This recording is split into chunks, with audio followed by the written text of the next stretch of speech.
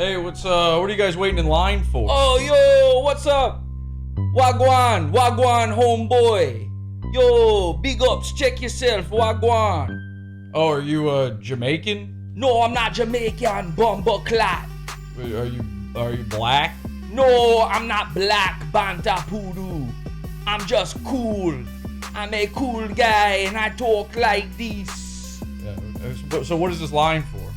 Supreme's having a new heat drop.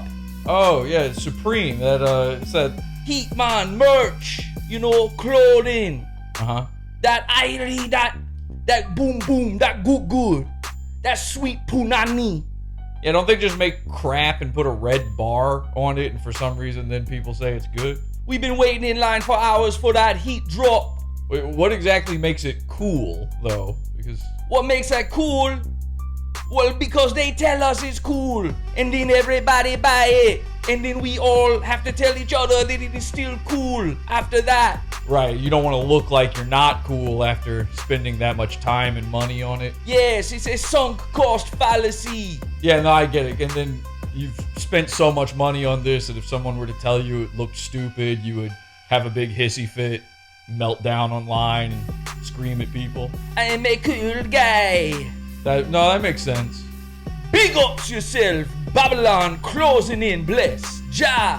That kind of reminds me of that Ethan and Ela clothing brand, Teddy Fresh. Oh, Ethan and Ela, pew, yucky. Right. What exactly would I get out of being a fan of an out of his prime Jewish guy and his annoying to listen to wife?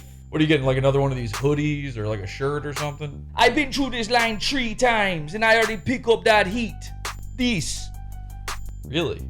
They sell us the diapers so we don't have to leave the line. Wait, so you just go through the line to buy more diapers? We buy the diapers so we can stay in line to buy more diapers. Diapers all the way down. Bless up. Right. We all get high together, man. And then we wear our clothes together. Oh, you guys... Yeah, smoke. It's a brand, man. It's a brand and a lifestyle.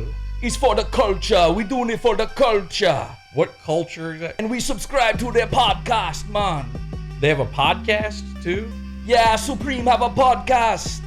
Yeah, okay, well, good luck. And, oh, hey, by the way, the reason I came over here is it smells like crap. This is the new hype. We the Diapebeasts. Yeah, okay, well, I gotta go do Podawful, so... Cut to me, Jules.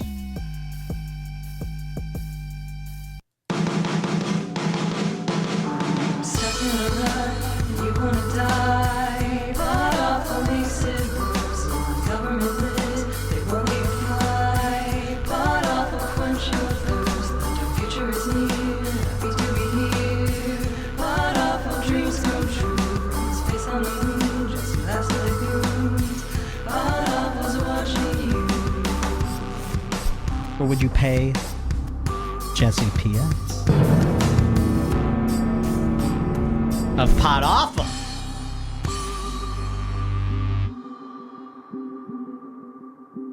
Wagwan! Big ups, welcome everybody. This is Podawful, Season Lunatic Fringe, the program, Hypercube XL. Welcome everybody, welcome henchmen. Thank you for joining me.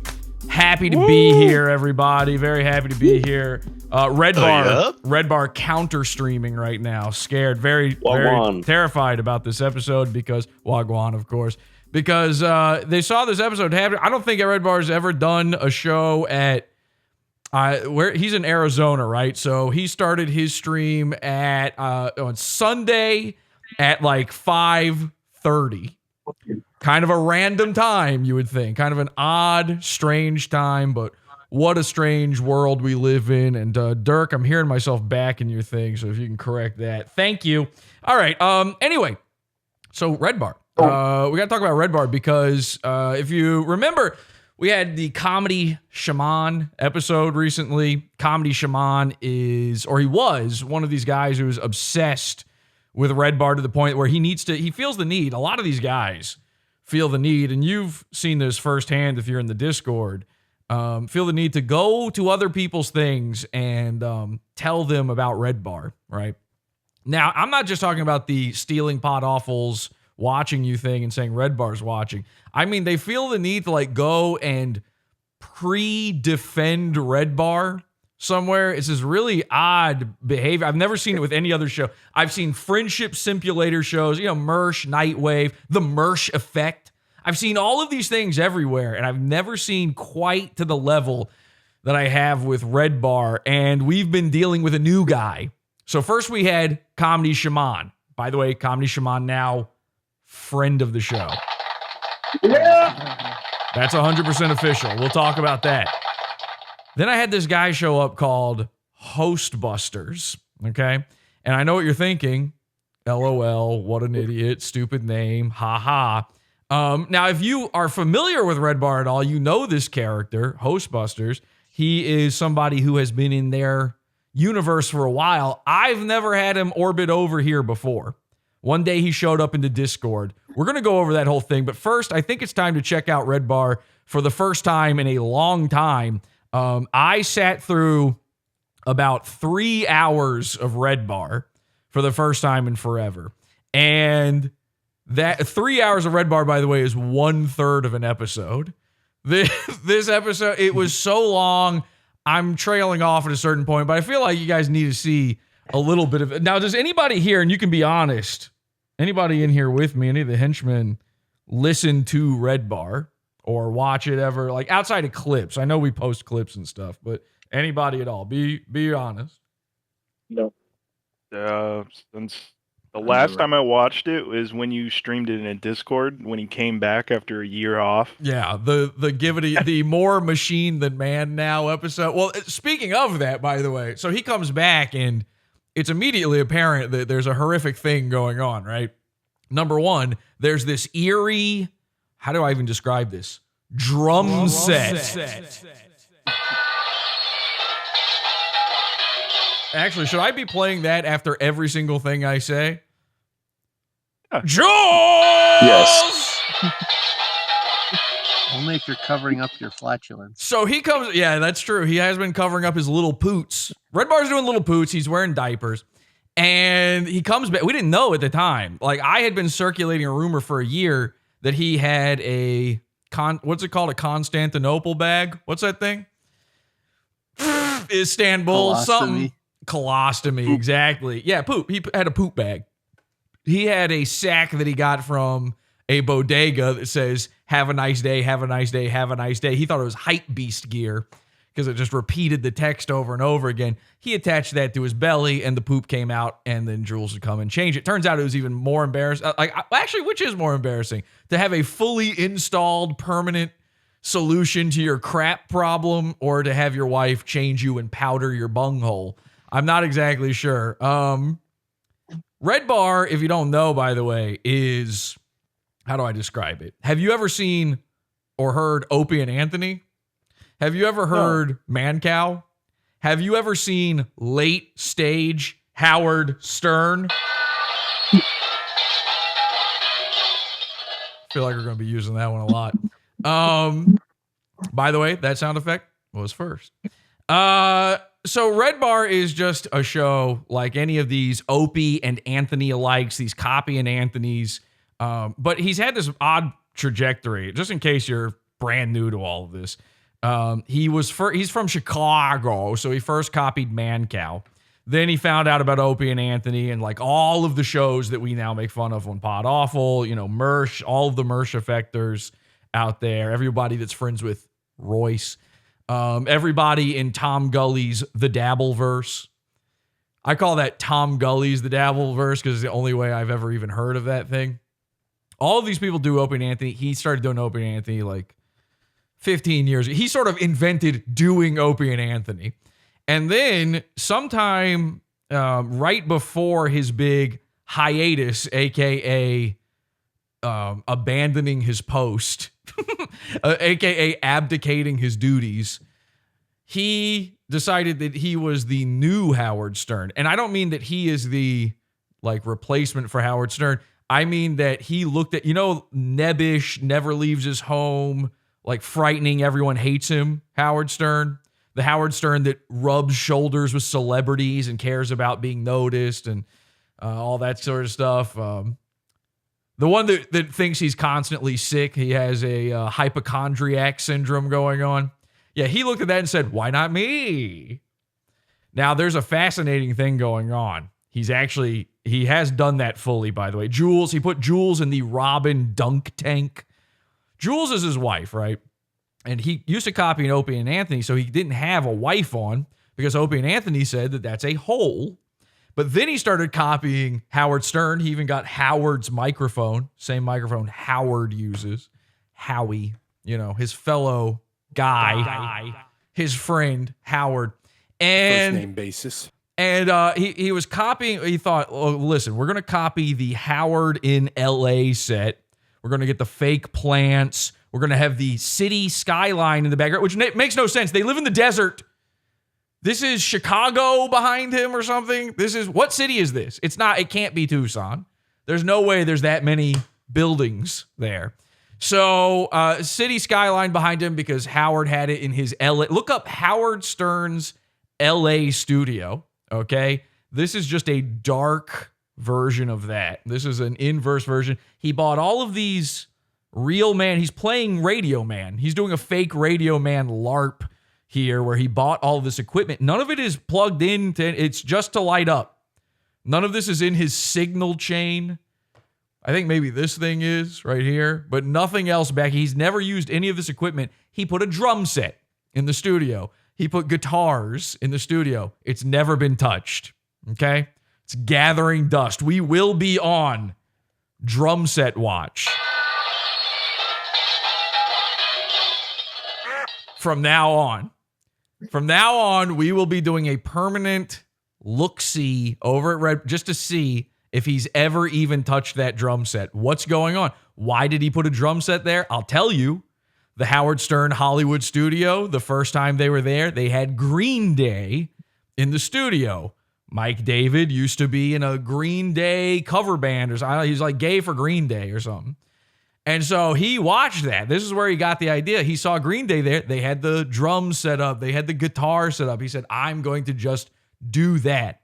So he takes Jules, his wife, and he puts her in the Robin drunk tank, the dunk tank. He's throwing balls at her, making her swim for her life every few minutes. You never see her. What's going on, by the way? How come you're not allowed to see her? I think we know why. So he's got her off in a booth like Robin. He's doing his LARP. Anyway, this is all you need to know if you don't know Redbar. I've got a history with Redbar where I made fun of him years ago for copying Man Cow. And ever since then, he tried to say I copy him. And then over and over and over again, we find exactly the opposite is true. So I hope that catches everybody up. Was there anybody here in chat, in Discord, did anybody not know anything about Redbar until just now? All right? Because this is going to be important. So the last time I witnessed Redbar was when you did the Man Cow episode. God, what was it, 2 years ago? Yeah, like 2 years ago. Well, this was the he's big... looking bad. He's looking real bad. So he's more machine than man now, unfortunately. Now watch this. It all ties together. I tune in, first episode since we did that show you're talking about, Paul. And he's wearing this, okay? Fine, I guess. He's been dressing more and more like if a 12-year-old Freaky Friday'd with his own grandmother. I'm not exactly sure what the style is. It often crosses into the realm of the grandma dinosaur from the hit sitcom Dinosaurs. There's this he's hunched and there's this bizarre elderly dinosauric nature to his presence, to his corpulence. And so I see this sweater and I go, there's something off about this. Watch this. Look at this shirt. Look at this shirt. Is this a little wide? Stick out What your the fuck? hands in a T. Full T. A full T. This is a little wide. What? This is not how I dress. Yes, it is. Just to be clear, yes, it is how you dress. Number one, you didn't get on the show and then discover that you're 2 sizes too small. He's shrinking, okay? So we're dealing with a man who is in full shrink. And it's getting worse and worse. You thought he looked bad before. They actually had to rebuild the entire set in order to make him not look too tiny behind the desk. This shirt he bought just the day before, it's like the reverse of the Grinch's heart, you know? So I see this shirt and I go, wait a second. A few months back, I reported about Mike David's safety shirts. Now, you don't know. Does anybody know what a safety shirt is? Do you guys know what I'm talking about when I say this? I didn't until you explained it. So like months ago, there were all these articles of New York bad bitches getting it done. And here's the thing. You know, you can't slut shame and you can't be racist. Diversity is the best. And I agree with both of those sentiments. So I'm with the women on this one. Women in New York are feeling like they need to live their lives in fear. And they're right. Because they're constantly being R-worded on the subway. Now, the problem is they need to dress S-worded, okay? They can't go out not looking like a total W. And unfortunately, all of the M's and B's and N's on the train, when they see that, it makes them hyper, you know? It starts getting them hot and bothered. So what the women have been doing, they go, okay, I'm going to still dress like a complete S, but I will wear basically my father's work shirt over top of my spaghetti straps. And that way, hopefully, you know, Abid doesn't get any bright ideas on the train. Hopefully Nakeem doesn't start getting squirrely with me. Now, I don't know if this is working, but these are real articles. You can look these up. They called them safety shirts. And I noticed, wait a second, I know another guy wearing safety shirts. Mike David. Fuck yeah, shout out. He looks like he's hanging from strings. Well, that's the thing. So I called this out. We noticed in a clip a while ago that there was a device. He has like a Brannick device. He has some sort of a scoliosis brace. Something is going on underneath his shirt. This was months ago, where he needs to wear these big flowy things to hide it, right? And this is all part of his Crowder-David's disease. Crowder-David's disease, of course, the disease of internet guys when they just don't feel like doing a show. I've experienced it many times, many times. Mr. Medicare, one of the worst cases. You do not want, pray that if you ever come down with Crowder-David's disease, it's non-Augustine.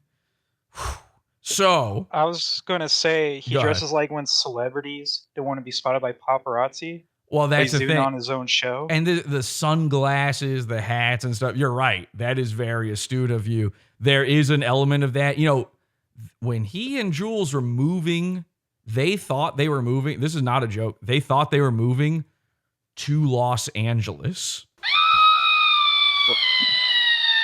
They got about halfway there. Their car broke down and they realized, like, wait a second, we can't afford Los Angeles. We don't make that kind of money. Like, isn't everyone moving away? Everybody's moving. But his dream has been for years to go rub elbows, to be that celebrity, you know? Again, late stage. Well, he'd break those elbows at this point if he rubs them on anything. Late stage Sternyism is what he's looking for. You know, Howard Stern wants to be friends with all the people he used to shit on. That's Redbar now. And I need people to understand this. He's not the same. By the way, he was never that guy. This has always been the goal for him. So they get about halfway to Los Angeles. They go, we don't have no money. And so they just stop in Tucson. So this set decor, all of this stuff was meant to look like LA. And they try. I don't know if you guys remember this. Before it was found out where they had moved to, before we sent diaper deliveries to Mike, they were lying and saying that they were in LA. That he was trying to give the air of being a Hollywood guy. Not a joke. We are dealing with Hollywood Mike. They're cyberbullying me to death. That's just true.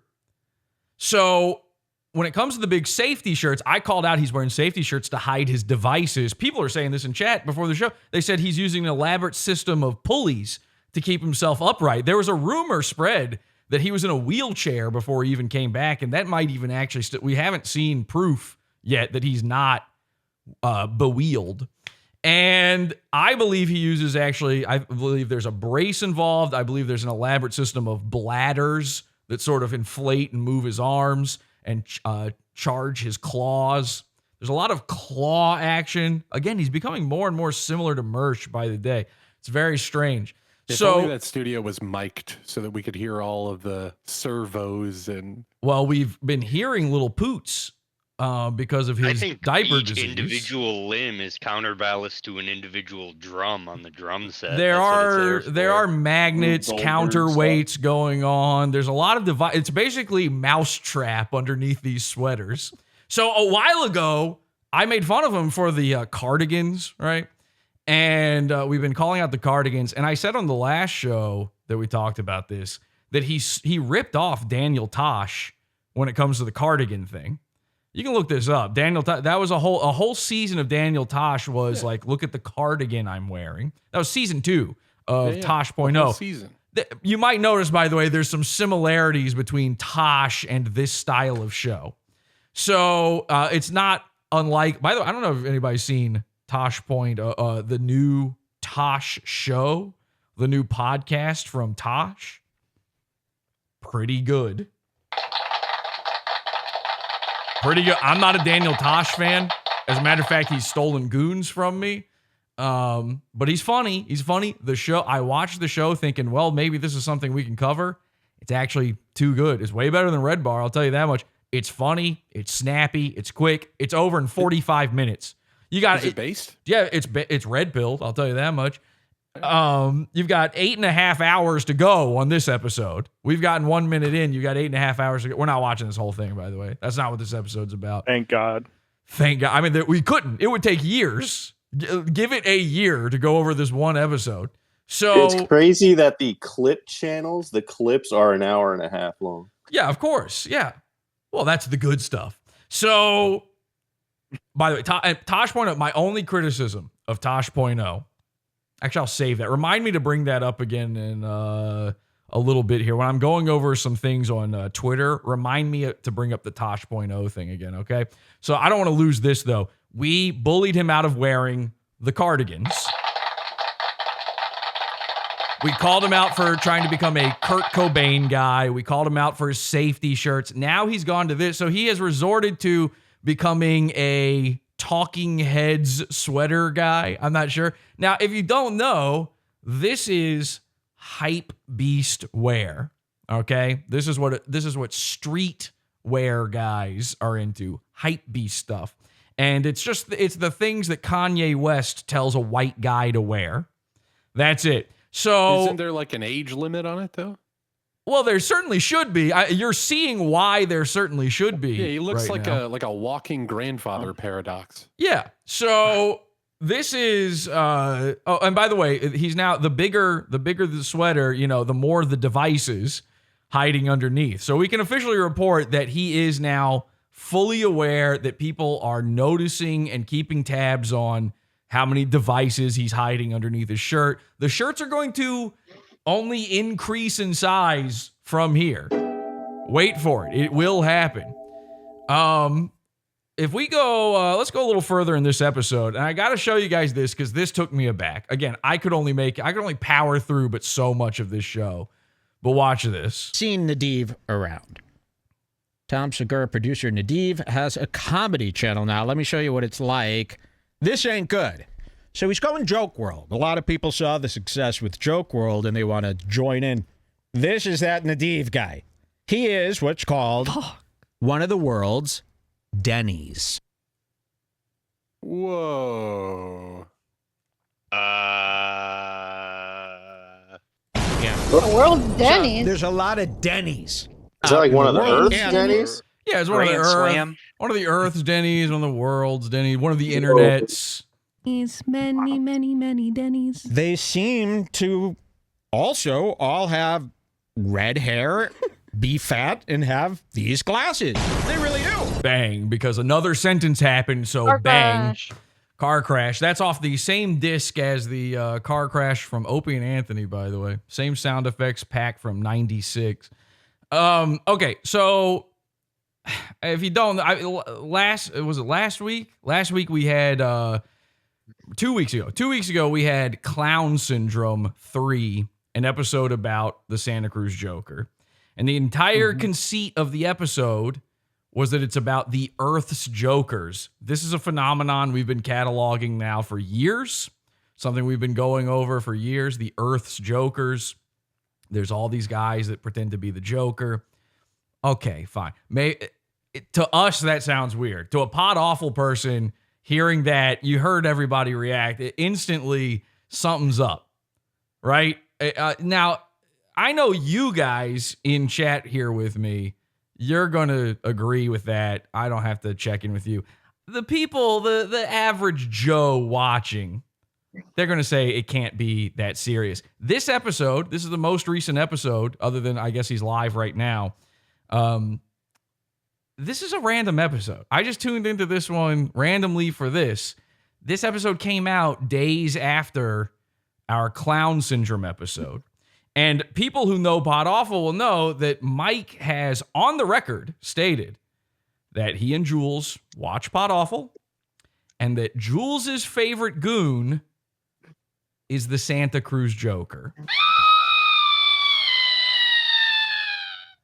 He said that. In fact, I believe what the story was is that he would call Jules the Santa Cruz Joker when she was in the shower to make fun of her, saying that she's as fat and ugly as the Santa Cruz Joker, and that would upset her, something like that. That was the story. This is a real story. So they know the Earth's Jokers. Now, that might not be enough for you. That's fine. And there's a lot of these Denny's out there also, like in the guitar world. You'll see these Denny's in the barbecue world. Having jokers, having Mersh effectors, having these repeats of guys. I've never heard that before in Red Bar. Maybe it is. And I will say, I don't have the clip for this part. I will say it goes on and they start talking about co-host syndrome. Again, the episode in question we did was Clown Syndrome. He keeps using this syndrome term over and over again. It's interesting, but it doesn't mean much. And I agree. I'm with you out there. That's not a big one. But then this happens. Now, again, this episode happened the other day. Okay. And I get to this point in the video and I can't believe my eyes. This tape of just finally with Diddy. Is this talking? Oh, okay. No, that's the Jeep thing. What was this? Go to here. I put it in nice. A lot of that I found to be funny. That's a lot of this show, by the way, is granddaughter showing grandpa how to work the YouTube. The glasses. And, listen, the glasses. Every podcast guy, every YouTube guy is now wearing sunglasses. I got shit on for 2 years. These are eyeglasses, by the way. These are not sunglasses in any way. These are prescription. Every single dude is doing this now. Red Bar, shit on the glasses. Now he's wearing the glasses. These don't got no medicine in them. Ain't no medicine in these glasses. How about go get some prescription glasses so you can see your time codes? Because not the mama, we don't have time for this. Joker. Yeah, look at this. This anybody who's into the Joker must be stopped. You understand? No. There's no more. No. Now it gets worse. This is an Yes, this is an 8.5 hour long episode. And by the way, I think anything that Mike David goes through should be referred to as an episode. Why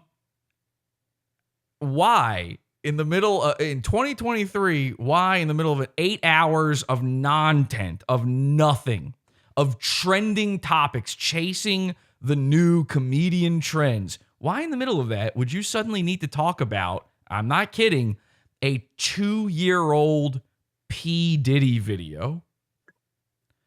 What was so important about this video that is old news? We've talked about this before.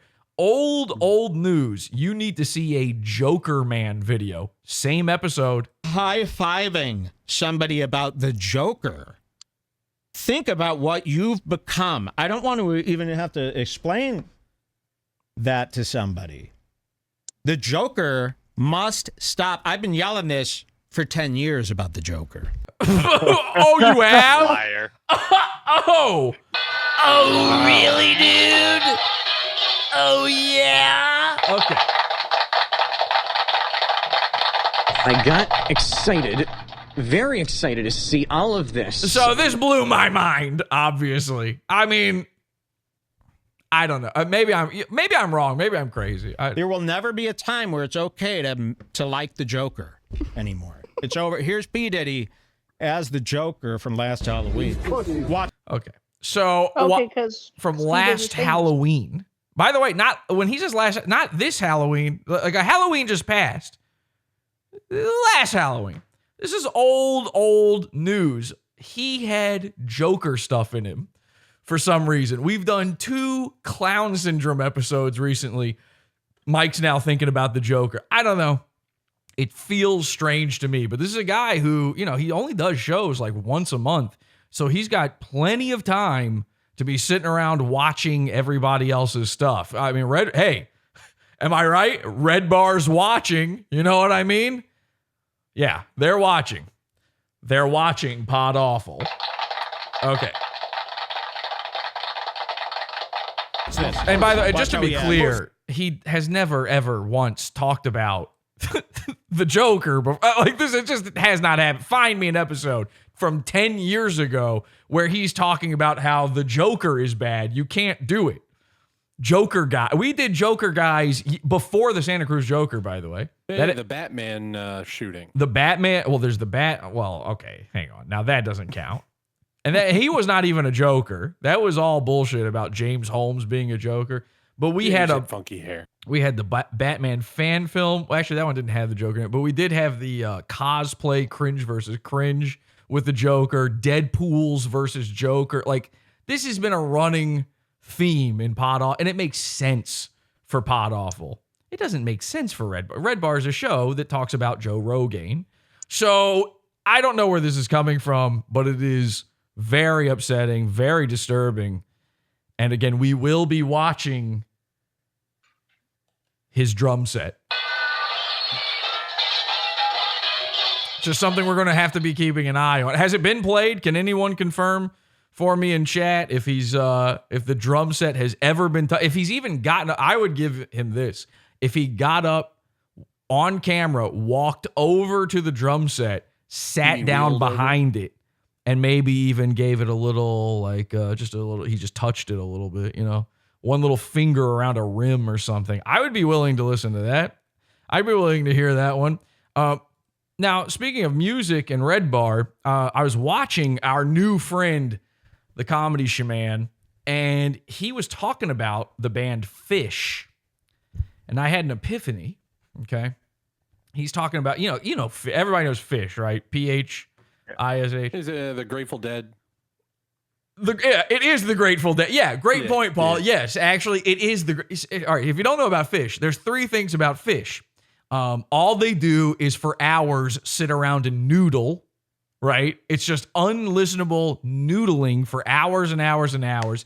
And then every once in a while, the noodling is punctuated by a song, but the song is also somehow the worst part. And then on top of that, everybody follows them around. They follow, like, the people who are into Fish are into Fish. It's literally a lifestyle. It's a culture to be into Fish. They like Greg's and Jared's. Fish doesn't go on tour. The people, their audience goes on tour, and Fish just accidentally is in a town somewhere. Fish has to follow their audience around from venue to venue. So it's just the same guys aging out. So it's these old guys sitting there way past their prime to the point where it's embarrassing, noodling around for 8 hours. Everybody in the crowd has to be on drugs to enjoy it. And of course, they ripped off the Grateful Dead, the obvious act that's exactly like it that came right before it. But for some reason, nobody ever seems to call that out. Sound familiar? Yeah, I was hoping you were going there. And I said, now, Comedy Shaman, again, a Comedy Shaman was one of these REDBAR simps, and we've broken him from it. This is why we're pals now. He still likes REDBAR. Don't get me wrong. But the simptitude that was going on has been, he's now realized his mistake. We read all of his embarrassing text messages and all that kind of stuff. And his brain, he had an epiphany. You know, Comedy Shaman is a former meth head. So in this episode, we're going to be exploring the mindset of Red Bar fans. We've gone over Mersh Effect guys. We've gone over the Earth's Jokers. This is about Red Bar guys. So we needed a name for it. You know, Red Bar guys, they're former meth heads. They're current meth heads. All of them are on drugs of some kind or another because you need drugs to enjoy Red Bar. The other thing is several, at the very least one very prominent member of Red Bar's audience has brain damage, literal CTE brain damage. So I'm sitting around, I'm trying to figure out what is it about Red Bar? What makes these guys tick? Why are they so deathly invested in it? We've been doing a little research into this, and we found some stuff in the Red Bar Facebook group. Very, very embarrassing finds here. Here's Red Bar Scars Club. And to quote tonight's main event, Hostbusters, Red Bar Scars Club because he collaborates with himself. That's a very astute. I got to give now Hostbusters. We're going to be talking about him. He is the man in question with brain damage, but that's a very astute observation. You cannot collaborate with yourself. Okay. I can't do the Podawful X Pizza Fund. I'm me both times. So there's a bunch of people. Somebody in our cult noticed a trend in the Red Bar group, and I've seen this many times over the years. Everybody wants to be friends with Mike. This is way beyond friendship simulator, and their way to his heart is to show them that not only are they watching his show on their TV here, but they're sitting there and they're drinking the same alcohol as him and also smoking the same weed. Because Red Bar is fish. You need drugs to appreciate Red Bar in any meaningful way. Here's a slightly clearer photo from the same guy. Now, fun thing here is, so this guy's got the time for the bisexual lighting. Yikes. This guy's got the time for the elaborate bong. What is that, a dab rig? I don't know. He's set up his little lazy Susan like Mike has on his desk. They want to know, like, I'm just like you. I'm also a hopeless drug addict. I'm watching your show right now, see? If I could prevent people from doing drugs before watching Podawful, I absolutely would. I hate the idea that you're doing other stuff. There are people right now playing a video game while watching this show, and if I could personally come to each and every one of your houses and lightly tap you on the shoulder and let you know I mean business when I say, please, sir, stop, I'd do it. This guy's got all the time in the world for all of that, but he also doesn't have the time to get a bigger apartment. I don't know if you noticed this, but his TV is next to his air fryer because that is his kitchen. Okay. Why is it in a corner? Well, because that's all the room there is. In fact, I have a strong feeling that maybe, just maybe, that this dining room table is at the foot of his bed. He's actually laying in bed here. I don't know. He's got wires hanging out. But listen, who's to say you're not supposed to watch Red Bar, get a little fried, do a little air frying at the same time? This is a completely normal way to enjoy the bar. In fact, here's another person going down the Red Bar fan apartment rabbit hole. They all want him to know they like weed and have dogs too. This one is even worse. You've got multiple Tool posters. I mean, when I say multiple, it's nothing but Tool posters everywhere. No symmetry. Look at the one at the very top. No symmetry. No, it's perfect symmetry, Paul. It's the Fibonacci spiral. Who are you to wave that finger? You must have been out your head. Did you notice the Joker head at the bottom? Is there a Joker head? You've got it. Oh my God, there is. It's a mask from the movie. Oh, that's the bank robber Joker mask. By the way, next to Buddha. Same guy, Joker, Buddha, one of the Earth's Buddhas, the Joker. So you've got all this Alex Gray shit. He's got, by the way, they're stealing the Hypercube XL. That's a patented Podawful bit. I don't know where they got that from. Did somebody just pass away like an old lady into the microphone? Wanda just agreed with me. Oh, that was an agreement. And then look at this. What is this? What literally? What is this? What am I looking at? His mug. This dude's mug has a tool art on it.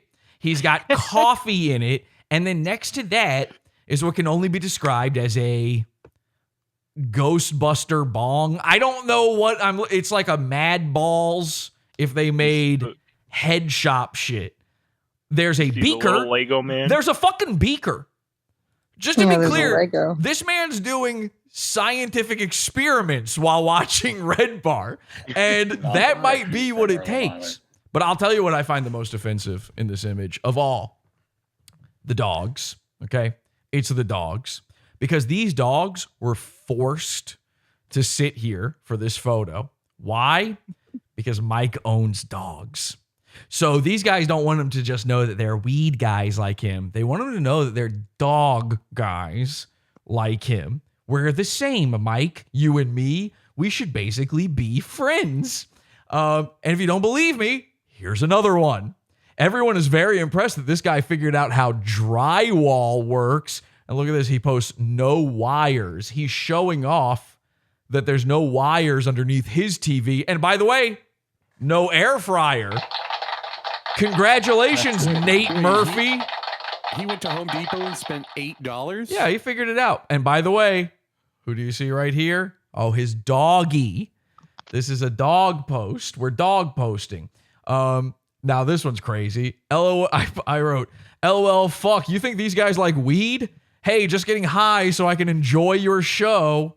So here they are watching Red Bar, skate decks all over the walls. You can't even see the television. There is a giant dab rig, bong. I don't know what there's a pipe there as well. He's got everything. Everything you need for your procurements. A tray. Like a Michael Bay movie. If you have a blurred colors. If not even 311 yet. If you have a tray on your coffee table, you're an addict. Okay. You need to get help. Serious help. If you have a permanent tray installed. No, by the way, I think he needs to carry it from room to room, no matter where he's going. He's got to have it with him. This is what they call paraphernalia. So you are para. You're into para, and you wouldn't have noticed this, but up here in the corner, the deck up on the wall all by itself in its own special place. Why? It's Cheech and Chong. So just in case you didn't know for sure this was a weed guy, what fucking year is it? Okay, look at this one. See, I also have a dog, and there's the dog front and center. No weed, but we made sure we paid our dog tax. Wow, thank you for the kind gold, Buccarino. Thank you, kind sir. Wow, your heckin' chonkers doggerino is sure Reddit silver for you. You won the internet today. We're paying our dog tax. Now, this guy, this was an interesting one. I don't know what the fuck's going on in this guy's life. I don't know what all this is. This is a bizarre setup. I said, you know what? I'm cool with the guy watching Red Bar in the boiler room. That one's fine for me. I don't see weed. I don't see a dog. I do see a very cheap USB hub, but that's about it. So now I feel like I am missing. Jesse, you wanted a reminder about Daniel Tosh. Yes, thank you. This is the time for that reminder. Let me just look through these one more time real quick because I feel like I am missing one here. Look, Mike, I'm a junkie too. Okay, so there we go. All right, so Daniel Tosh, like I said, he's got a pretty good show. Very funny. There is one issue. We gotta point it out, and this is a problem. I've talked many times. I've made fun of all the cat people out there. I've got a dog, okay? I got no problem with pets, but I've talked many times about the cat people out there. And all the cat people, you're sick in the head, Mersh. You have toxoplasmosis. There's something horrifically wrong with you. Your brain has feline AIDS. That's how that works. So we need to pay special attention, though, when the dog people are at it, too. There is such a thing as doggoplasmosis.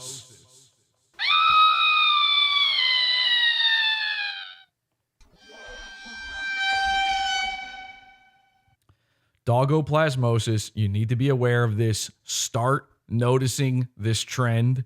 It's bad, and all of these guys are guilty of it. Tosh included, okay? Shit, did I lose my fucking tab here? No, okay, I got it. So, I'm watching Tosh. I'm thinking, wow, this is pretty great. He's not interviewing comedians. It's not about comedy. It's not the same old guests. He's got new, exciting, fresh faces on. It's funny. They're editing it down, so anything that doesn't need to be in there is gone. He's got a little Tosh.0 style segment at the top of the show, but it's quick, it's in, it's out. It's good. It's a good show. And then I got to the end. And I thought, this guy is getting away with it. This guy might have the most inoffensive and fairly decent comedy podcast in years. That's high praise, okay? Coming from me. That's high. I don't like anything. I had a good time watching his show. I watched 2 episodes of this show. But I watched the first half of one and the second half of another just to get an idea. Because it's the first 2 episodes. He just started this. See where he's at. See how good he is right at the start. And, this guy, he'd been doing a show for 10 years or however long. He's a pro.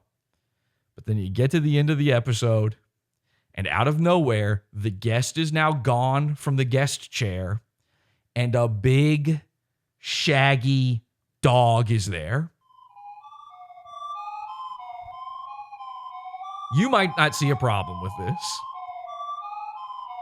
There's a bit of explanation as if Tosh is going to be talking. This is his dog. It's his pet dog. This isn't a one-time bit. This is going to be at the end of every episode.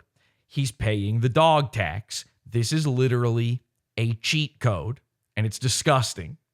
I hate when people do this. I hate when they make their dogs a character in their business. Because that's what it is. When they try to make their dog a character, when they try to make their dog part of it, as if they're like, you see this all the time. Steven Crowder is extremely guilty of this. Do we know what I'm talking about? He had that dog that was dying for years somehow. Steven Crowder both doing the dog tax and the grint, the Mersh style grint, where he said his dog was going to die any minute now, and people are like sending him donations and sympathy and stuff. That dog lived another 3 years. It might still be with us. I honestly don't know. That thing deserved to be in hell long, long ago. I say send the dogs to hell. So when you see these people make their dogs part of their thing, okay? And listen, that doesn't mean you can never see the dog. That doesn't mean like, if it makes sense to do a bit with a dog, by all means. But your dog's not a character. Your dog's not the hairstylist in the credits of your show. Your dog, people shouldn't even really know the name of your dog. Okay. I got a dog a while ago, and I told people, but I didn't realize this was a thing. I wasn't trying to get the dog tax paid. I was just telling a story about how I didn't want to pick up dog shit. So people found out I got a dog, and they say, what's the dog's name? And I say Jasper. So then people will try to make him a thing, right? And I put him in an episode because I did a Star Wars holiday special. I'll never live this down. I regret this to this day. I did a Star Wars holiday special ripoff. So I thought, well, I need a Chewbacca. Okay, I guess it makes sense to put the dog as Chewbacca, right? You've got Chewie. Chewie. I should have used Chewie. It's obvious. We got a guy named Chewie. I used the dog. this was a mistake. This is I'm calling out my own hypocrisies here, just in case. Okay. You could George Lucas it and just Well, we will be redo it with reissuing a special edition of the holiday special that is in the works. So McClunky edition. we're doing a McClunky edition where we erase Jasper. Now, here's the thing. I killed Jasper. He's dead. We replaced him with a new dog. You'll never learn about him. You'll never see anything about. We sent Jasper straight to hell where he belongs. And there's no, oh, we love your dog, Jesse, because it's a cheat code.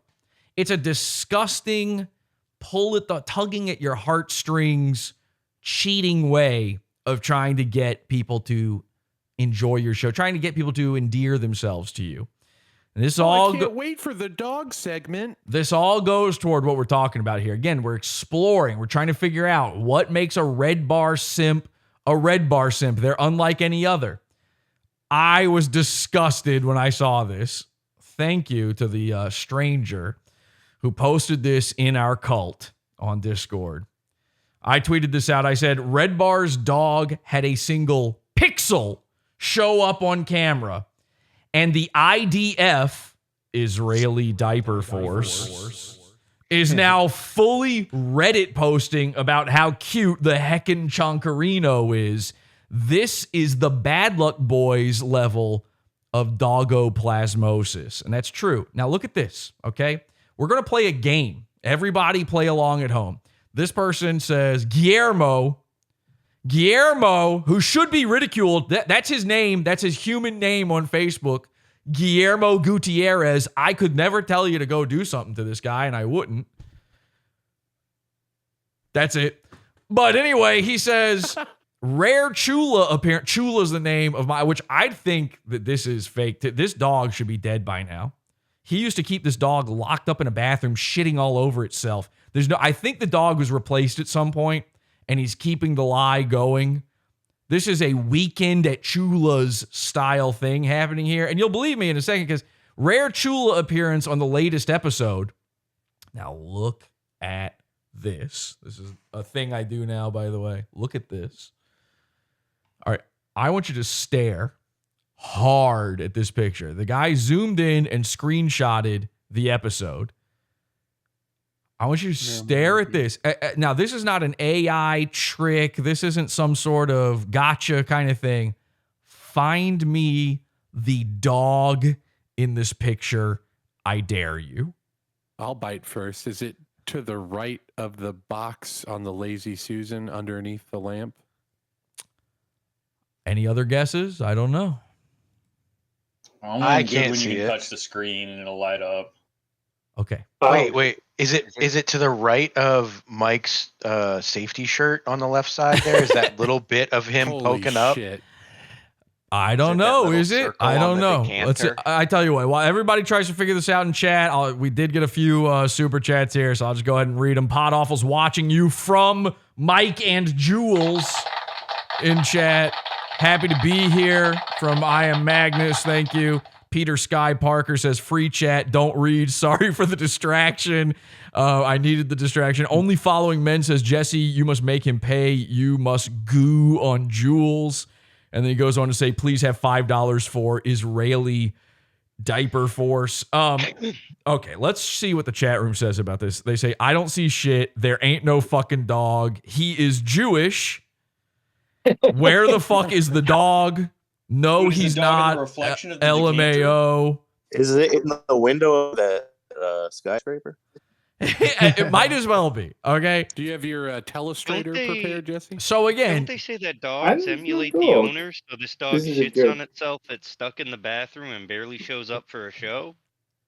Nobody made this guy make this post. Nobody. I don't know if there was even a bit in. And again, I watched like a third of this episode. This is the episode we were just watching. I don't remember this moment. Maybe it happened later. Certainly could have. So maybe it was more, maybe this is just the world's worst screenshot. But to answer everybody's question, where is the dog in this picture? Yeah. I don't fucking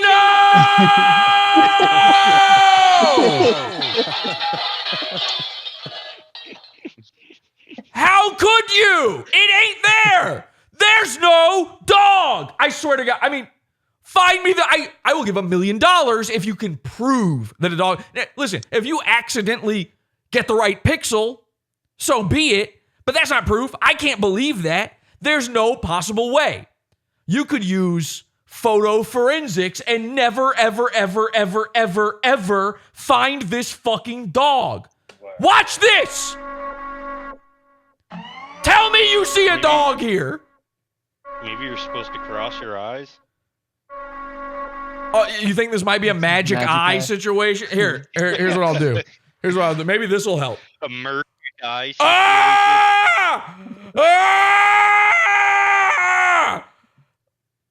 Nope, don't see it. Somebody find me a dog. Somebody. Redbar, these guys are so sick in the head that he's getting dog tax, Hecarino chonkers, off of nothing. They dreamed a dog and have given him effusive praise for it. Don't believe me? Let's take a look. Here's some of the replies on this one. Billy Ryan says, dog Xing. How do you know? Also, where? Ryan Kimbell says, doggy, doggy, doggy, I made you out of hair, and when you're dry and ready, I'll put you in the oven. Richard Howenstein says, not a dog, a seagull. This is a joke with him that the dog is a seagull. That's hilarious. Yeah. Jamathorn Kensington says, I think we should hear more from Chula. I think we should see more from Chula. And this is a guy who thinks dogs shouldn't be a part of your podcast. I'm dying to see this dog. I need proof of dog. Matthew Abe Lyson says, that's a Where's Waldo sort of sighting. Thank fucking God for Matthew. The only true Captain America of his time. One of the Earth's Captain Americas. Him and Dirk. This guy finally, for the love of God, called out what everybody had to be thinking, which is, dog, where? Oh, yeah? Where? Prove it. Joe Journey says on Twitter, this would just say, what was that? I don't even know what that fucking means. Now, this is where it gets insane. Daphne Bush, Fike! You fucking Fike! She says, cute. Oh, really? It's cute? Let me remind you what we're talking about. Wow. What a cute doggy. It's like an NPC conversation. Is that where I spotted it? I don't know. Paul, I chose a random megapixel. I don't know. Okay. I don't know. But here's what I know. Cute. Oh, what a cute puppy. This is what I'm talking about. This is why it needs to end. The dog thing. Okay? Start calling these people out when you see it. I'm trying to think of other ones. It's not just Crowder. It's not just Tosh. It's not, I don't even know if it is Mike. I mean, at this point, legally, can you say his dog showed up on this show? You fucking fight.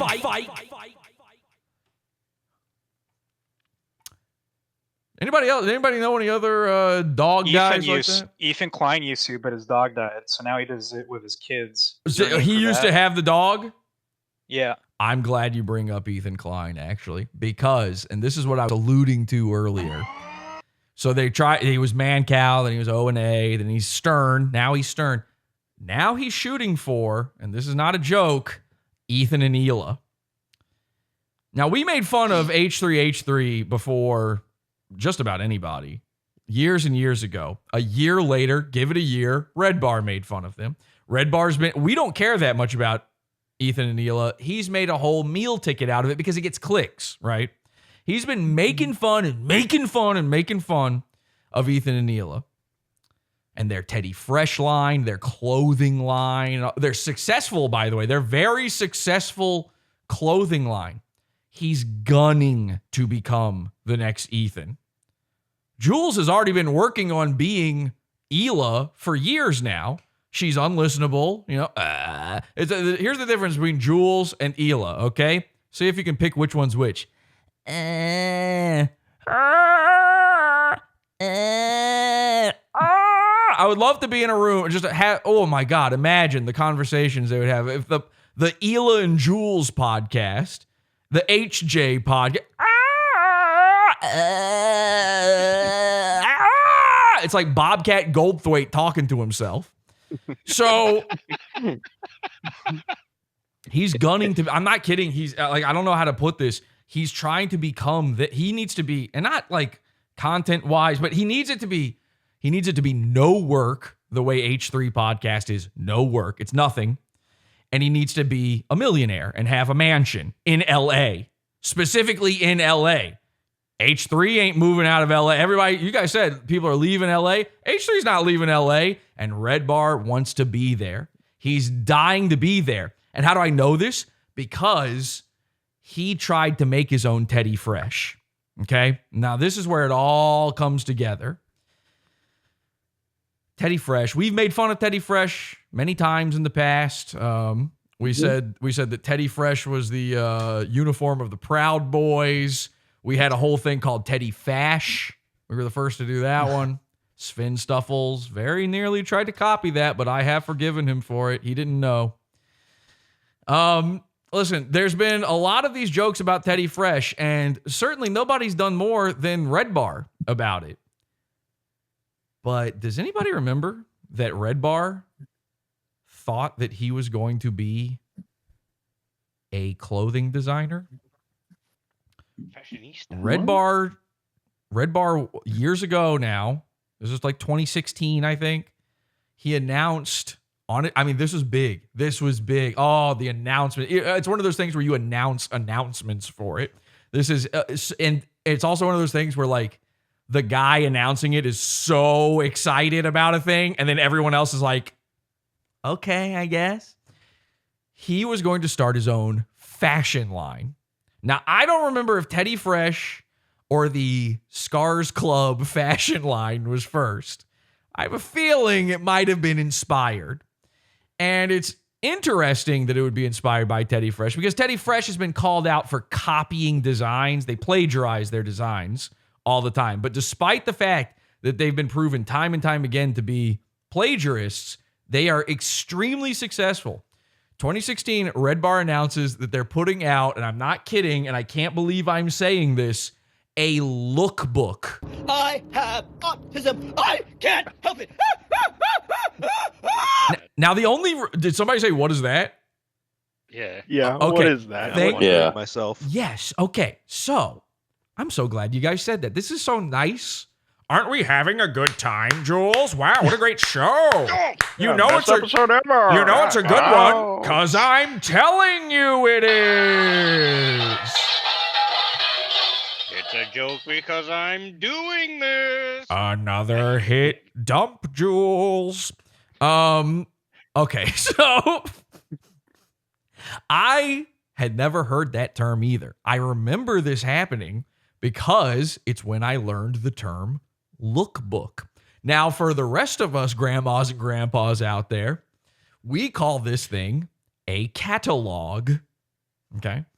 You know, when a store would have a catalog, or like LL Bean, you'd get their catalog and then you could order from their catalog. Yeah, I've heard of that. Mail it in. Well, That's the thing I've heard of. Zoomers were like, I don't know where the U goes in that word. So they were like, let's just call it a fucking lookbook. So it's a catalog for hypebeasts. It's a catalog for streetwear people. It's a catalog for, slash FA on 4chan. And by the way, if you've ever seen a meetup of the fashion 4chan board, you've seen Redbar fans. Same guys. It's exactly the same. These are the same people. And this is what led me to my revelation here.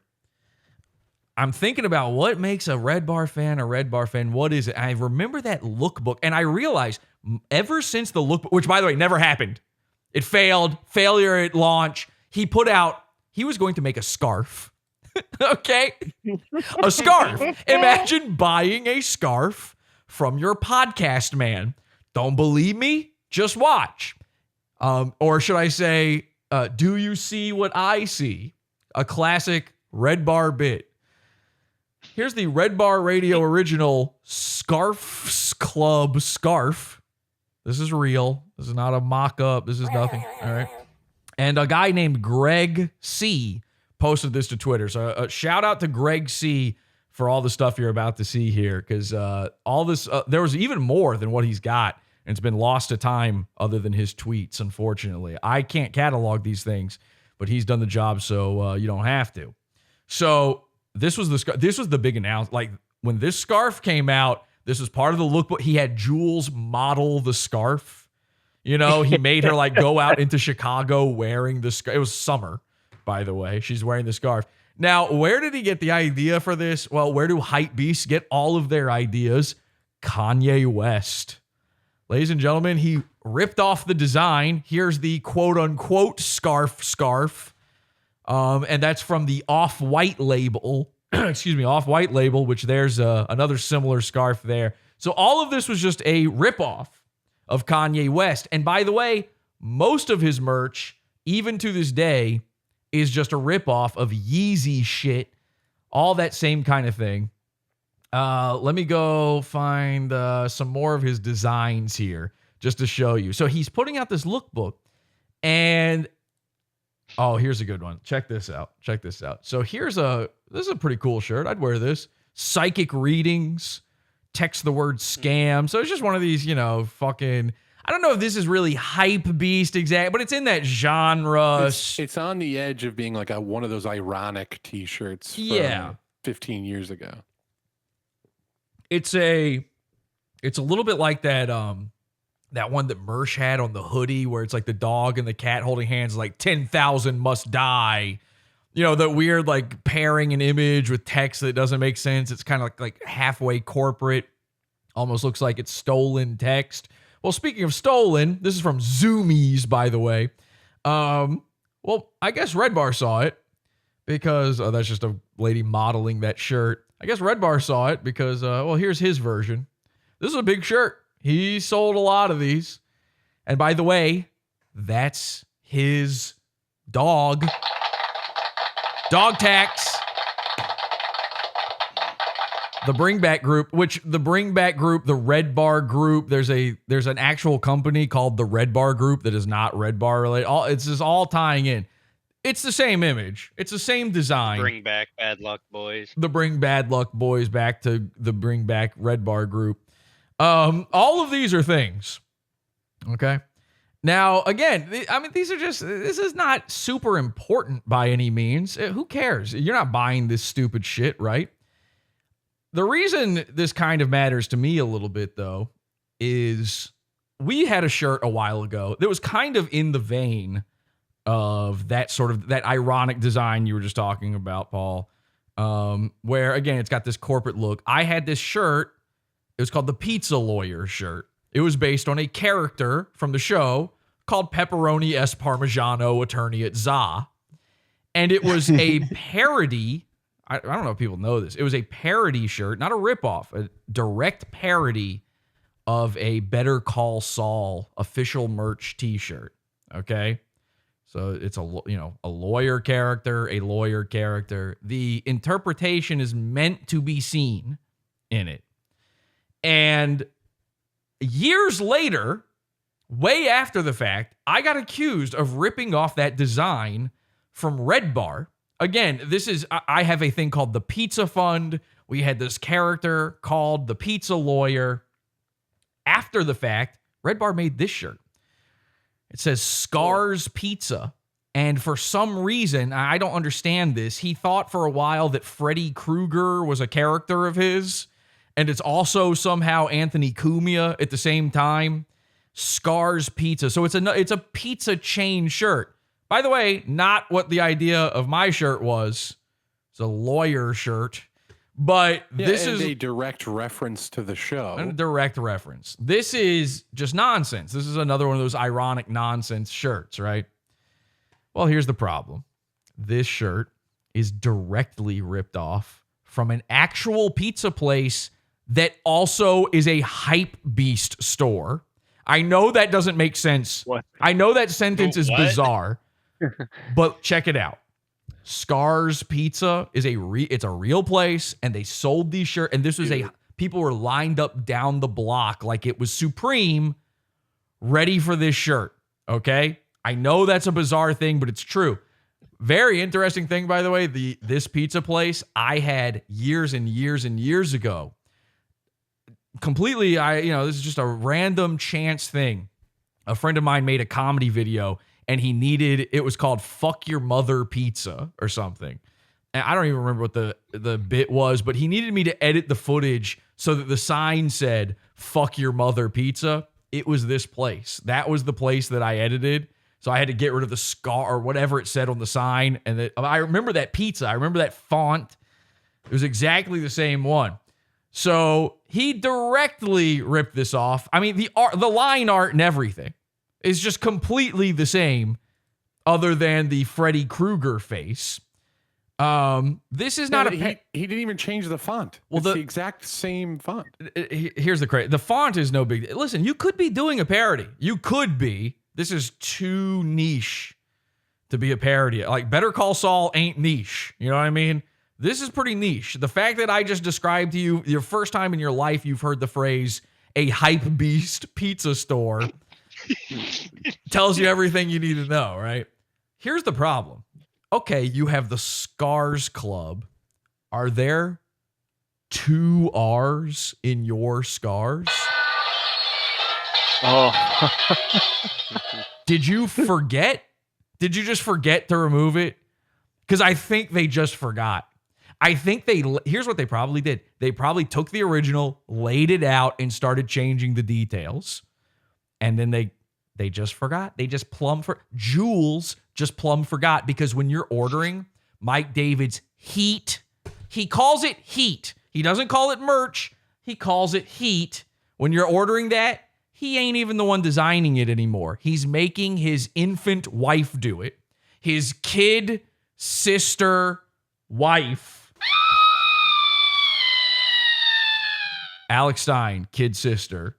Keemstar, kid sister. Mike David, kid sister. And I mean, this hasn't stopped, by the way. There's like still recent examples. You can barely read what this, I think it's a Scars Club up the sleeve and says something about the Red Bar show on the left chest. There's the Red Bar version. Well, here's the Kanye version.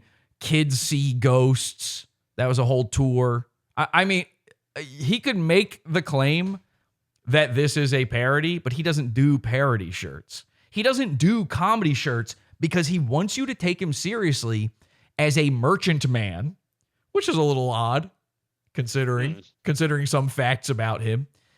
So he wants to put out this lookbook. He wants to be the next Teddy Fresh. He wants Red Bar or Scars Club or whatever to be a designer clothing label. And ever since then, he's treated every single thing he does exactly like that. Every time a new piece of merch comes out, it's a drop.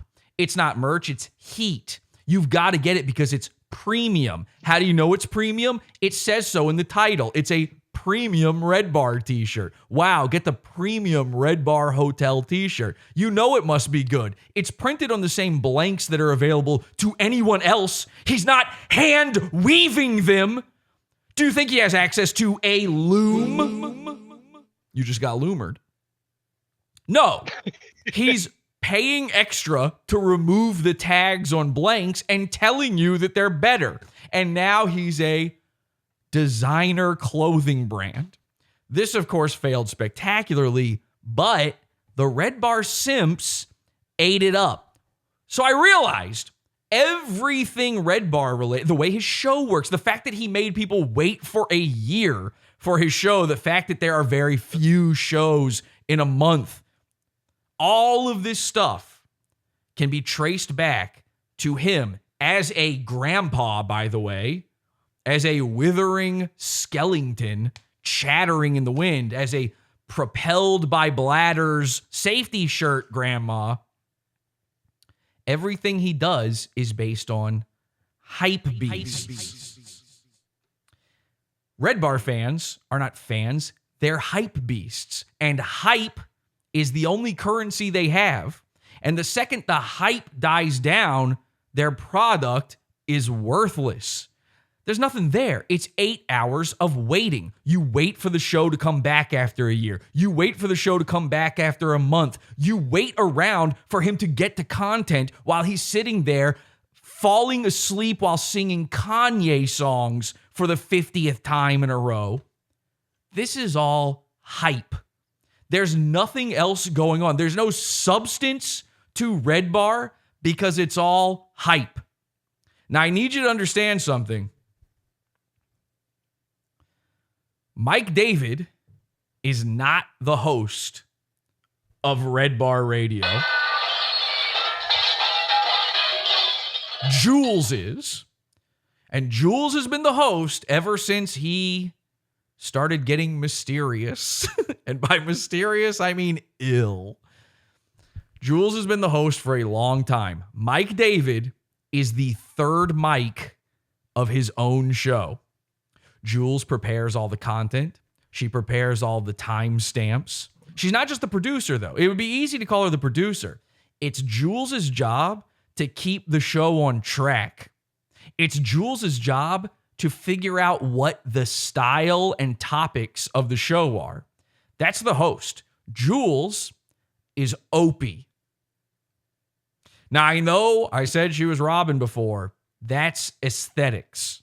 In the function of this show, Jules is Opie. She's the one keeping it moving along.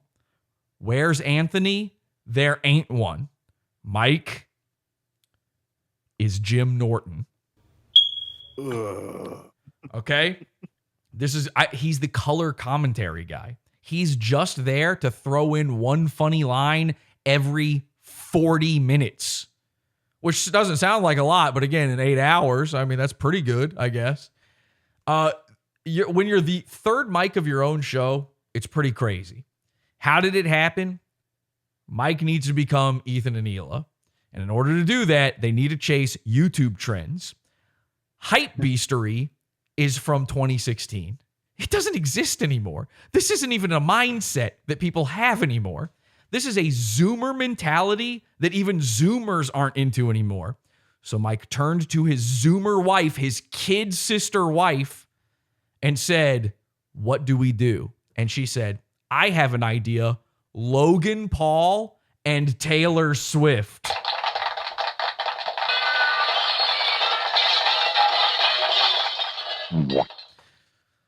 So when you're sitting there, if you're a Redbar fan, and some of you, I know for a fact, there are Redbar fans watching Podawful now. There are Redbar fans that tuned out of the live Redbar to watch Podawful because they don't like Redbar anymore. I've actually been informed by several people, including the comedy shaman, that Redbar people are coming to them saying, like, I'm a bring back group, a Redbar elder. I've been around forever. Podawful's the new thing. This is just true. Podawful's been killing it lately. How good is this show, Jules? I'm not just saying, I'm telling you what other people are saying. This isn't, I've thought this was crazy. I keep getting comments from people saying, wow, the last few episodes have been absolutely bangers. Thank you, Jesse. And while I'm like, oh my gosh, you truly make me feel like the dandelion that I am. I'm so proud to be the internet's boyfriend, H2BH.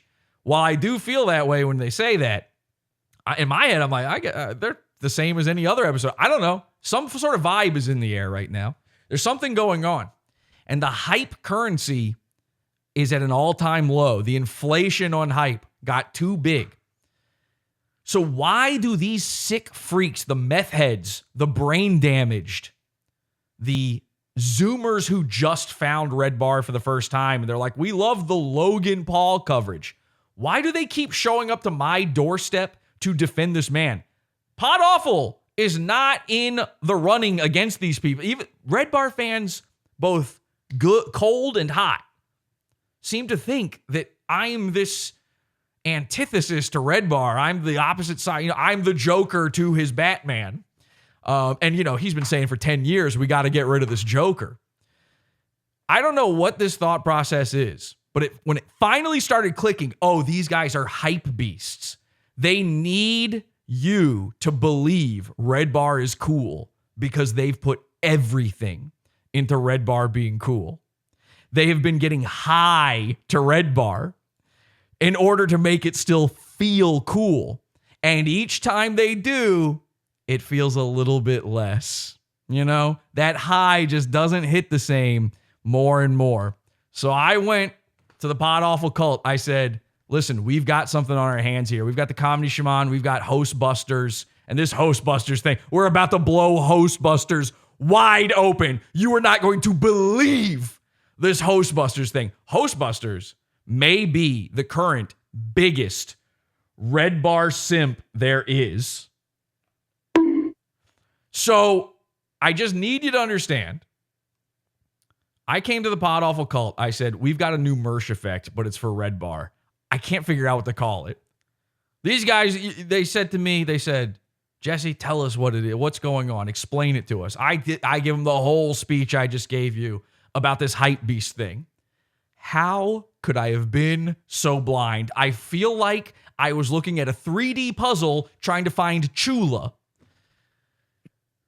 Because instantly, everyone said simultaneously, Jesse, they're called, everyone say it with me now. Diapebeasts. Oh, thank you. Of course they are. Of course they are. Ladies and gentlemen, Hostbusters is the top Podawful Diapebeast, and we'll be covering him right after this.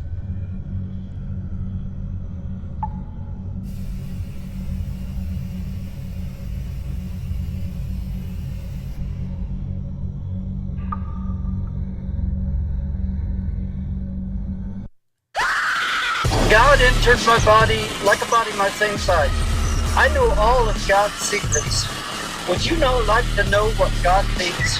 Corn apple is our God now. And I do see non-stop visions from God. Do you want to get an answer on what God thinks from somebody that doesn't have God, or do you want an answer from somebody that does have God? Click on the link.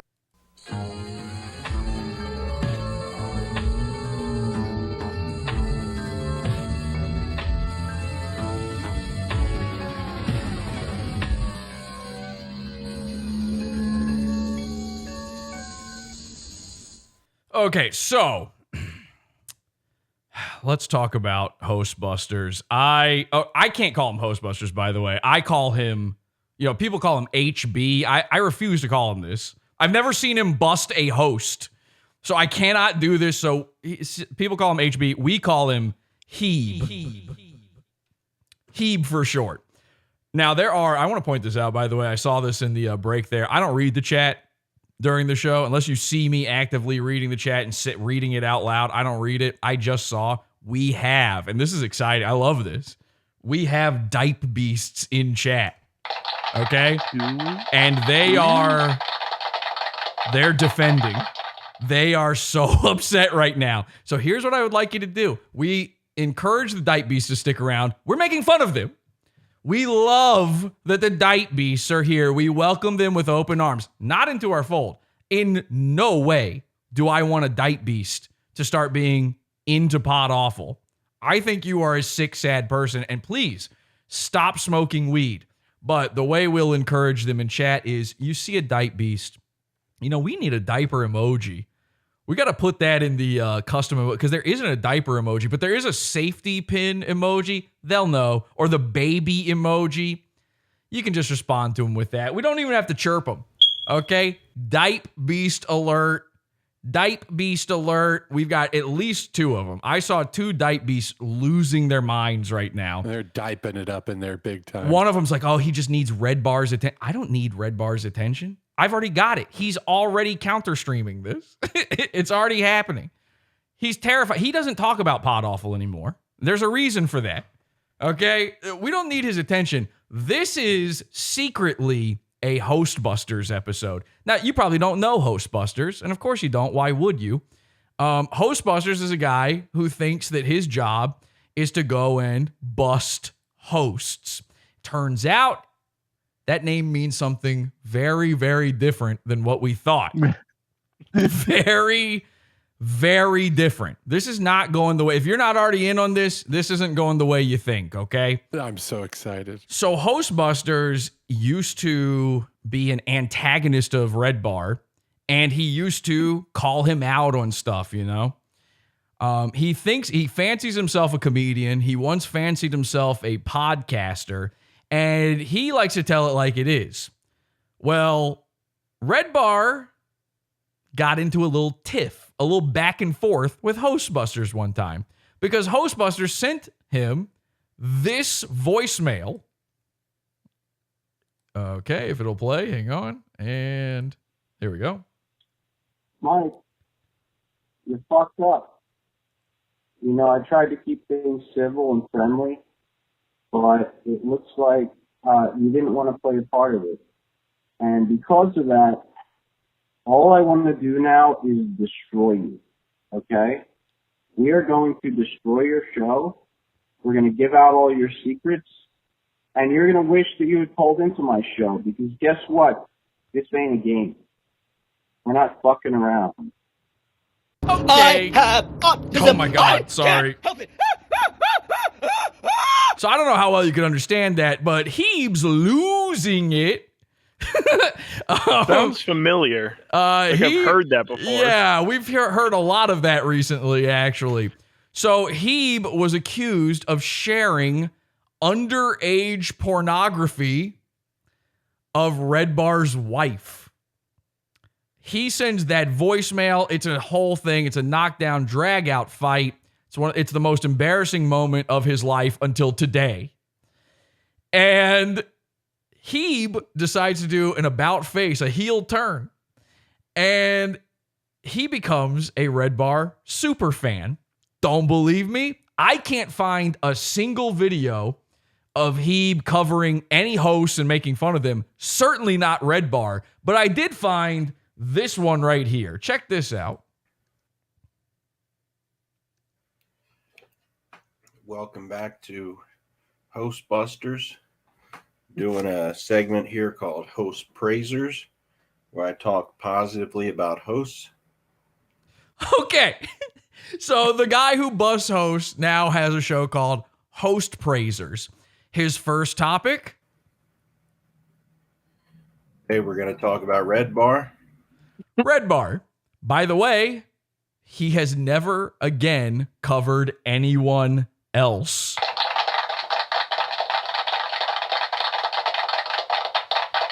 Now, we've spoken a lot to Hostbusters over the past couple weeks, and maybe even a month now, and every single time you talk to him, the conversation, no matter what it's about, always loops back to Redbar. Part of his brain damage is that the circuits inside his brain, the worm eating his brain cells, it's an Ouroboros of Redbar. It always is it's a treadmill. You're not going anywhere. It doesn't matter how far you walk, Redbar's right behind you there. And the second you take a break, he's back on it. So here he is, Redbar roast, praising Redbar. He always tries to raise the bar visually, tries to make things interesting to look at.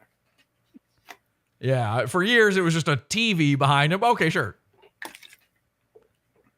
He has a better set than a lot of TV shows out there. What an image. I mean, yeah, one, perfectly illustrated.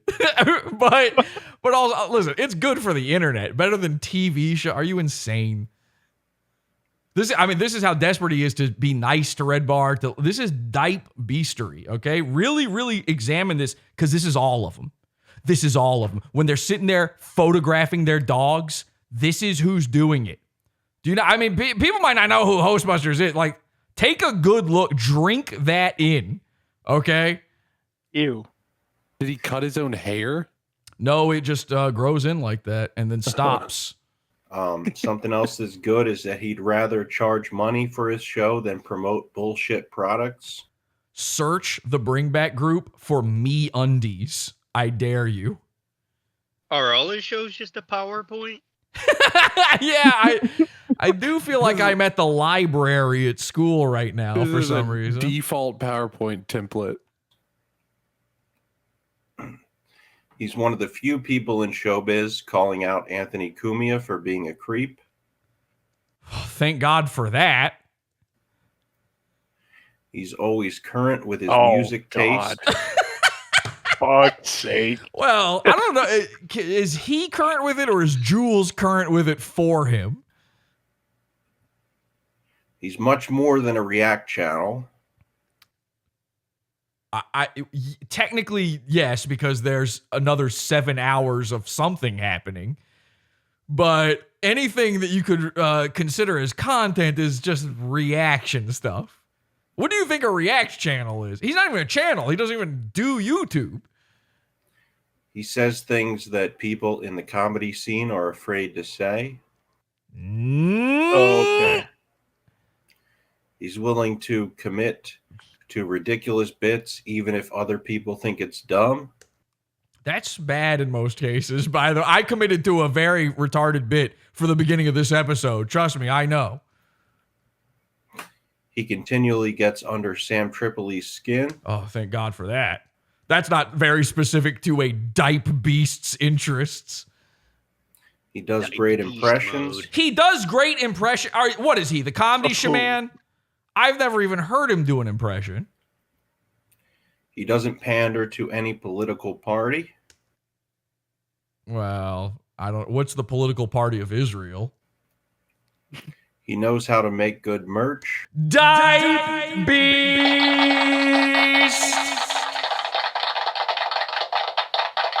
Don't believe me? Just watch. He gives people credit. Why? By the way, why should it be good that someone makes good merch? Why should it be good that a podcaster makes good merch? Like, listen, I like making t-shirts and I like selling t-shirts, right? But at the very least, you should make your merchandise good, right? That's the very least you can do. But that is not a good quality of your... Making merchandise is a money-making scheme, period. That's just what it is. You don't have to... You're a podcast. You're not a store. So why does that a good thing for the show? Does that make him funnier? I'll tell you something, and this is actually the biggest thing when it comes to the Diapebeast phenomenon, is Redbar is a show more concerned with being cool than being funny. And when you're old and gray trying to look cool, it's just embarrassing. And when you're a bunch of people trying to look cool by emulating an old and gray man, trying to look cool by emulating 12-year-olds on TikTok, it might be the most embarrassing thing I've ever seen. When they become better people. This is hopeful. This is wishful thinking on his own part, I believe. Okay, now I'm getting mad. He uses professional cameras and even has a dolly shot. No, he doesn't. And also copying. Boo, boo, boo. This is not a dolly. The way this works, the RoboCam, which, by the way, I premiered on the show months before Redbar, had a dolly shot. It's not a dolly. A dolly is on a track. You have to move it. It's got to be on wheels to be a dolly. You think Jules is sitting there going like this? I mean, maybe you do. Millhip used to think that Kelsey was my cameraman. He thought that she was sitting there moving the camera around, which, by the way, would be more like this with my camera. It's not a dolly. Let me tell you what he did. He saw Podawful's RoboCam. Podawful's RoboCam is a patented special thing. No one else has what I have, I promise you. Okay? I'm not going to explain it further than that, but I'll tell you what it's not. It's not a $150 Amazon slider, because that's what he's using. You can buy this thing. It might be a little extra for the motor, and you can put it on a tripod, and you put your camera on it, and it just slides back and forth on a little track. Okay, not a dolly track. This is a device on top of a tripod. That's what he's using. It's also what every Twitch e-thought is using. So when he went to go, when he looked up, when he had to Google how does Podawful do his RoboCam, probably the closest he could find were the Twitch girls who just, you know what they do? This is so gross to me. I hate this. Okay. There are Twitch streams. I don't know if you guys have ever seen these where the whole time the camera's doing this. Watch this. So imagine the whole show, not just a few shots, not just here and there. Your whole stream is just you getting seasick because the camera is just slowly going back and forth. And we're just sitting here. And all I'm doing is sitting here collecting bits from you. Oh my God, thank you. Ching, ching, ching, ching, ching, ching. And you're sitting there going, I don't know. This doesn't make it any easier for me to masturbate to this woman. What is the point of this camera? It's a fucking $130 slide. You can go buy one right now. Go to Amazon, type in camera. I think it's called a slider. Okay. That's what he's using. And by the way, it's behind his other camera. Do you know how embarrassing that is? So like when the camera slides, so when it slides, but you can see that mine's moving in 3D space here. That's how you know it's not one of these things I'm talking about. But when it slides back, all of a sudden it's behind his other camera. So you're seeing the camera in shot. There could be no more rookie a move than that. Like, why were you filming the LCD screen of your other camera? It makes no sense. And it's fucking, remember, Jules is the producer and host of the show. She's the one choosing these shots.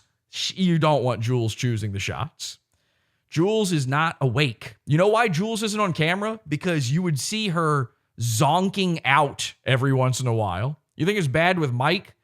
Jules is sitting there vaped up on hep balls, something, goofing up on vape juice.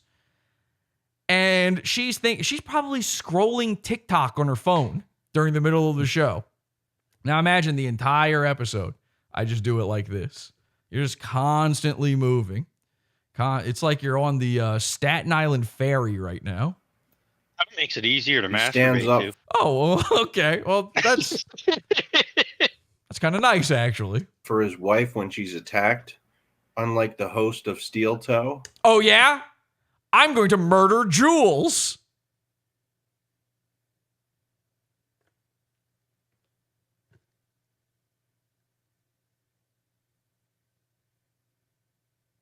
Cool. I'm waiting. Stand up for her.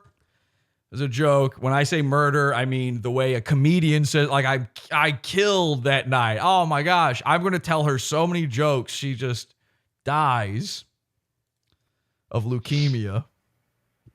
He always tries to make his show different from other shows. Bullshit. I mean, okay. Okay. By the way, like, forget Podawful. It's still, you could wipe Podawful out of existence, and that still would not even be close to different from other shows. It's not even that different from fucking Drama Alert. Are you insane? He's done over 20 seasons of his show. That's 19. more than Seinfeld. Oh, those are comparable. More than Seinfeld. Well, that is the high mark. I mean, that is what we're... Okay, but it is less than The Simpsons, so... I don't know. It sounds like he sucks now. He's pro-fitness without making his whole show about it. This is, by the way, always his energy. This is just this is Hostbusters. This isn't a character he's putting on. I like that. puts up with He's pro fitness. Cut to him in an Afghan in a rocking chair Yeah. about to die. Also, cut to like old episodes, like back when I was listening to it years and years and years ago. He'd go on these health kicks, and you'd have to sit there and hear about like, wow, I bought myself some weights. It's like you never see any progress. He just gets a little skinnier, you know? Wow, I can actually lift 15 pounds now. And it's as big as a whale, and it's about to set sail. Insults better than most comedians that he trashes. Okay. He shares cool tech tips with his viewers. Oh, cool. Cool tech tips. He invents his own terms, like fool's sip. Literally everyone who has a show invents their own terms. Oh, my God. He supports the Jewish community. I thought he was political. Just to, the other slides. Just to be clear, I did not insert that. That's not AI. That is real, ladies and gentlemen. He supports Israel. The Jewish community.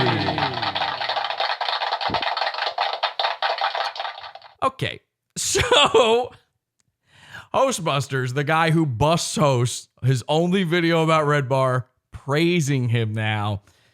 Hostbusters comes into our Discord about a month ago, and oh boy, he's got a lot to say to me.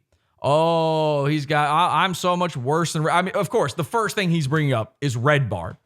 No one's talking. He just goes into our show discussion. No one's talking about Redbar. He comes in, Redbar destroyed you. Redbar hates you, Jesse. As if I care. Redbar, Redbar, Redbar, Redbar. Now, there was a problem. There was a big problem because Hostbusters didn't know it.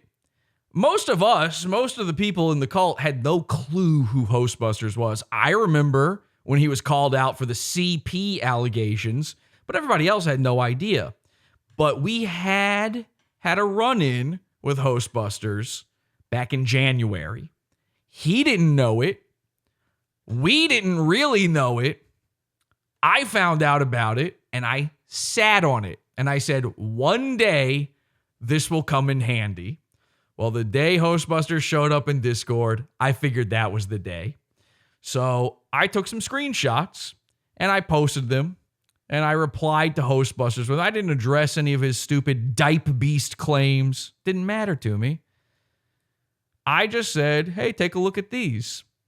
And it turns, I figured that at some point, he had figured out what had happened. And I'm about to tell you what happened. Turns out he didn't. Turns out that was the moment he found out. In front of everybody, in a public section of our Discord, podawful.com/cult, join our Discord. Hostbusters was embarrassed more than he has ever been before, more than when he was being accused of being a paranormal guy.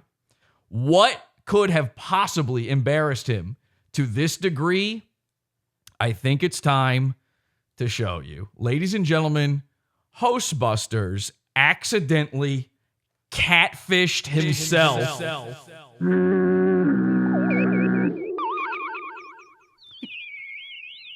Dirk, will you do me the honors of reading your part in this? Because here's what happened.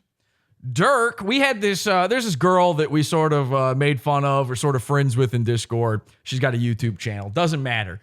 Dirk, in an effort to sort of troll with her, had decided to make her picture his profile picture. Somehow, in some mutual server that Dirk had found himself in with Hostbusters, Hostbusters found Dirk.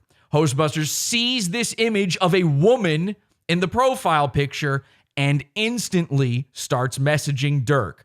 Keep in mind, Dirk, your username is... Urgle Fergal. Well, no. What was it? No, it was Master Chief Jesus. Master Chief Jesus. There's no world where a girl has the username Master Chief Jesus. There's no reason to assume someone is a woman just because there is a woman in their profile picture. But Hostbusters did it. Hostbusters did it. And Dirk here, which maybe I should throw you up on screen here for a second, actually, Dirk. Let me just pop you out here. This is Dirk. Okay. Maybe go get the mini-me. And as you can see, Dirk is actually even wearing some heat. Wow, I love your heat, Dirk. That's great. My heat. Whoa, you're a Diapebeast. Diapebeast. So, Dirk, you came to you found Red Bar first, is that right? Yeah. And when did you start listening to Red Bar? Maybe 2018, 2019, I think. Like, right around when he just stopped doing a show for a fucking year. And so he's gone a year, and what happens?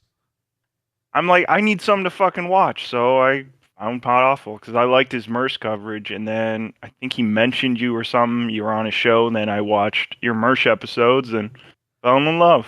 And he's never gone back since. So Dirk, one of the very few Diapebeasts that can make the crossover. And you're about to see exactly why that is. Dirk, let's do this. Here it is. This is the real Hostbusters account, HB4544. I will be Hostbusters. You can see there in the mutual server of the Red Bar server and the Comedy Shaman server. All right, Do we want to mention which server he found me in? Oh, what was it? I don't know. Millhip. Okay, here we go. Hey. Emoji waving, and then I said, who are you? You white? Yes. Get baked. No, I don't anymore. Crying emoji. Boo, loser. I said, LOL, so are you white? Praying hands. Eat dick. I gave a thumbs up emoji. To be honest, you want dick. So he's negging right now. He's trying to pull mystery-styled pull moves on you, and now he's implanting into your head the thirst for cock. So Dirk, again, is an innocent party. We did not seek out catfishing this man. Hostbusters catfished himself. Hebe is his own worst enemy. But unfortunately, Dirk, when he said, to be honest, you want dick, he did neg you into wanting dick, and so you kept going with him, and you said... shut up, incel. Ha ha ha, lesbo. I said, at least I get pussy. Like, what kind of girl wants to talk to a random guy at 5 a.m? Are you retarded? Imagine getting pussy as a woman. LOL, sounds funny. Imagine not getting pussy as a man. It must suck for those guys. I said, so... who are you? A guy who gets pussy. LOL, okay, but why are you talking to me? So, what do you look like? You know what I look like. I look like Seth Rogen. I love Seth Rogen. Can you send me a pic? So then Dirk sends a picture of the girl who was in his profile pic. LOL, oh shit, he deleted the photo, I think. That's okay. We know what Hostbusters looks like. He sent the picture. Unfortunately. Yeah. Go ahead. LOL, you do look like Seth Rogen. What's your favorite movie of his? Pineapple Express. I love that movie. Superbad was my favorite. All right, don't worry. part. This is about to get good. Okay, this is just, we're working up to it. I'm showing you everything here. And I mean everything. Hell yeah, that's a good one too. LOL, so what do you do for fun? TV, video games, skate, you. I mostly I work with my church and ride my e-bike and play some Warzone. Nice. What's an e-bike? Dirt bike? What the fuck? It's an electric bike. So what drew you to this hip sluts Discord? Cool. I'm friends with Unbleached. Used to do shows with him, and he's friends with Hipstar. You? Nice. I just saw a random episode and I thought it was really funny, and like a month later I joined the Discord. Wait, hang on a second. Oh. So that should be your clue. We always love to give a clue to people that we're messing with that it's fake. It's funnier if they should know it's fake. So the clue right there is you should know this is not a real girl because she said she enjoys MilHip. That right there, that's every red alert you ever needed. All right, go ahead. I don't join the VC because I'm scared of all the woman hate.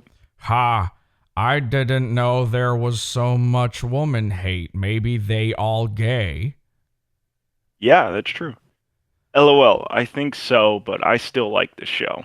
I never know when it's on. If I see you in chat, I'll say what's up. LOL, awesome. Would you ever come on Busters? I don't know.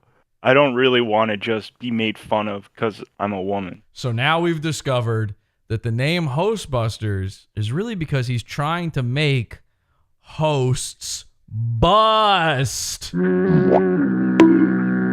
Okay? Because later, I mean, right now he has no idea what's going on. When we reveal this to him later on, he thinks it was me who catfished him. And he got very excited at the prospect that he had been busting with host.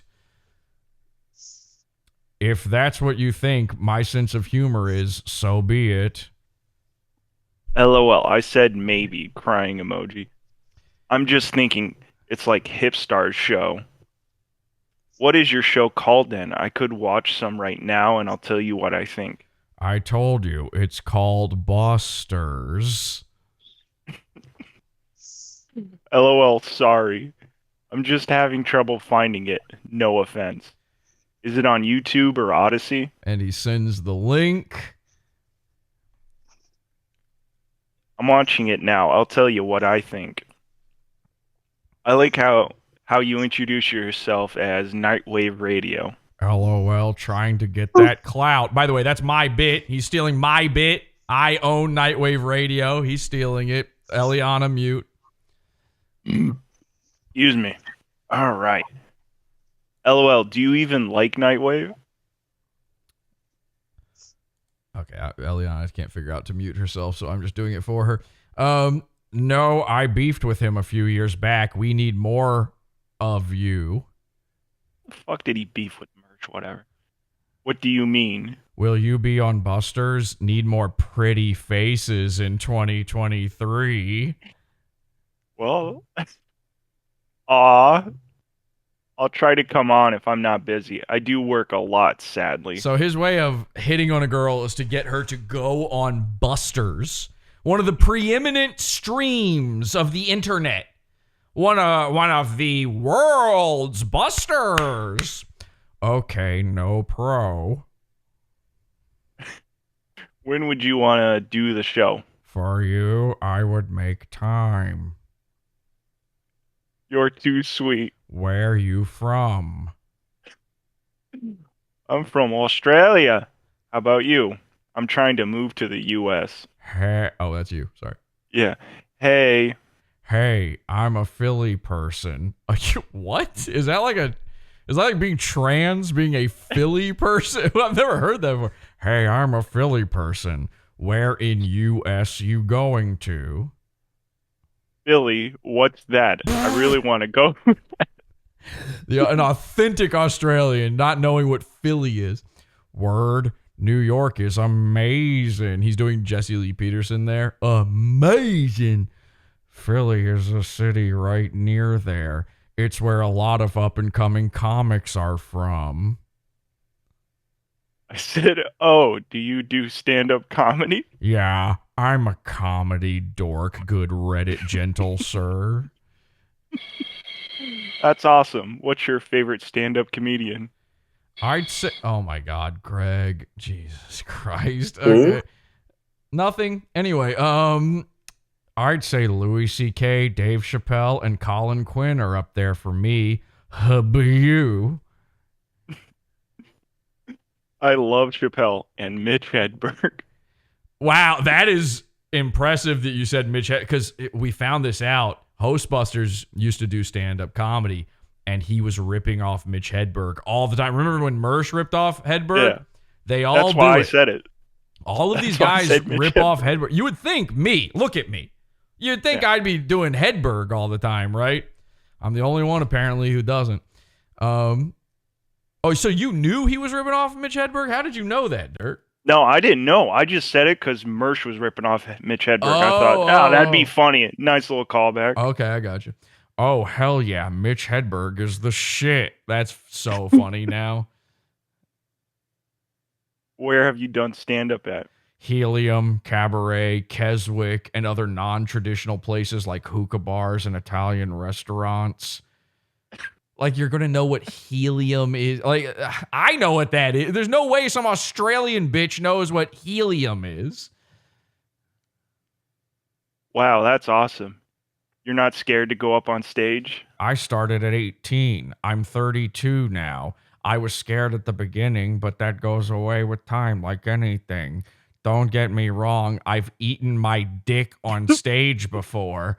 Not every night goes well. It's trial and error. Ladies and gentlemen, watch Hostbusters eat his dick on Podawful. That's awesome. I'm glad you're so brave. LOL, it's not like I'm a firefighter, but I'll take the compliment. I don't know. I believe comedy can help the world. It's very important. I see your point. Have you ever filmed your stand-up before? Yeah, I probably could find some footage. A lot was filmed on mini DV tapes, so I got to find my old camcorder. The only comedy I have online is my gas station bit.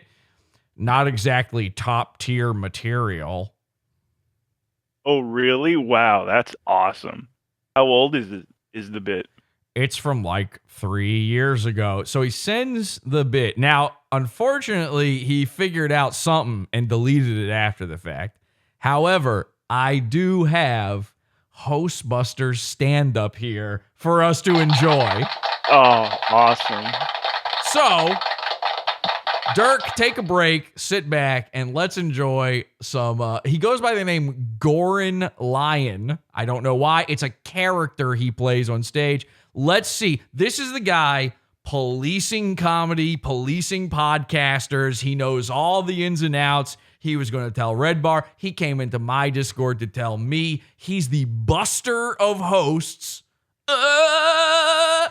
And let's see how good he is. Let's see that audience reaction.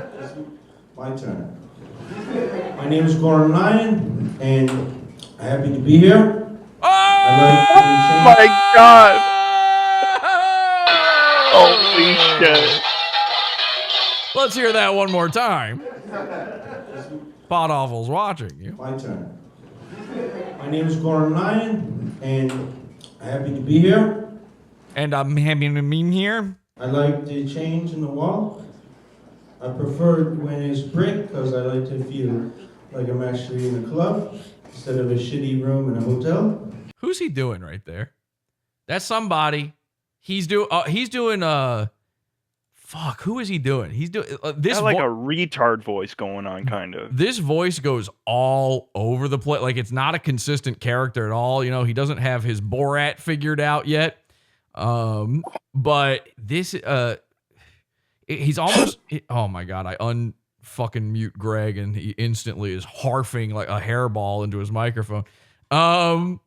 He's almost doing like Rick Moranis in Ghostbusters, which makes sense with the name Hostbusters. Oh, like, yeah, I hear that now. Who brought the dog? You know, there's a little bit of a Moranis going on. Like I'm actually although I think when it's Hostbusters, it's more anus. In a club instead of a shitty room in a hotel. Instead of a shitty room in a hotel. What is that? What the fuck is that? Somebody's gonna know. Joe Pera. There's a very Joe Pera vibe to this, but this was long enough ago. I knew Joe Pera back then, but I knew him in person. I don't think he would have known who Joe Pera is, but there definitely is a vibe to that. Mitch Fattel, that's a deep cut, but yeah. Andy Kaufman, didn't he talk a little? Yeah, there's some Fattel there. Kaufman, I mean, I'm sure he thinks he's doing, but no, this is very specific. What I'm hearing Fred is, Armisen? No, I think, yeah, now he's Indian, they're saying. Like I'm actually in a club instead of a shitty room in a hotel.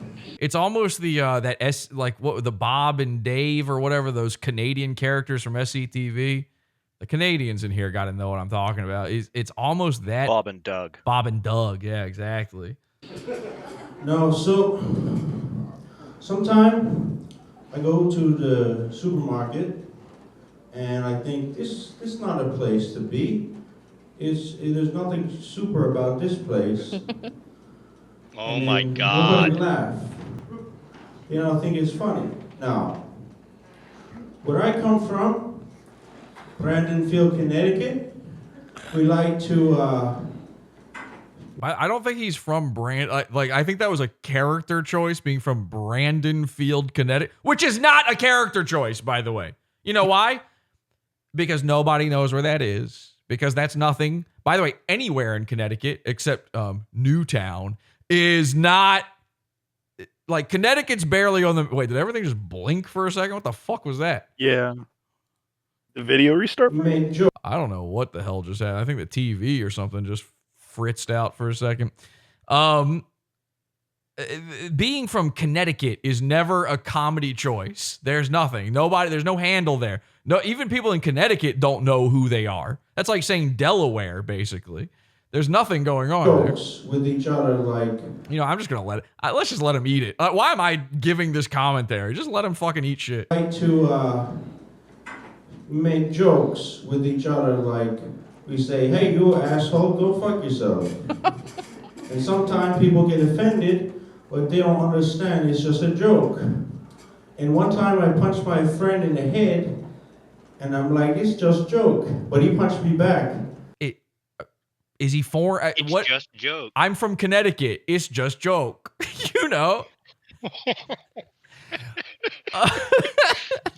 Okay. I mean, this character's everywhere. And he said, "This is a joke," and he punched harder than me. So I don't think and now he's Mexican. I don't think he's attempting to do a character, but I think this is accidentally happening. I think he's actually so nervous that this is what's coming out. I got excited.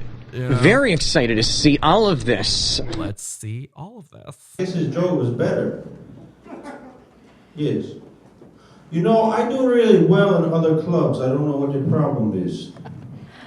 You know, like for example, I go to the YMCA, Young Men Club, and I like to go swimming. And the problem is though, when I wear my outfit, it don't fit. So I like to call it the out don't fit. If you like that, then you will enjoy my new series called Don't Hang Out With This Guy, He's Too Much. Listen, you've been a great audience so far, so I like to just keep going. My life is very crazy, at least that's what my mother say, but she's bitch, so I don't like to deal with that. Now let's say, I make these how-to videos on YouTube, and the first one was how to watch a video, but that got no views because those people don't know how to watch video. I got arrested one time, and I said, "Why you arrest me?" He said, "If you can't figure it out, you should be arrested." And I said, "I don't understand. You're not a real cop. Why are you wearing a funny outfit?" And he said, "That's what we wear at the, I didn't write this joke completely, I'm sorry.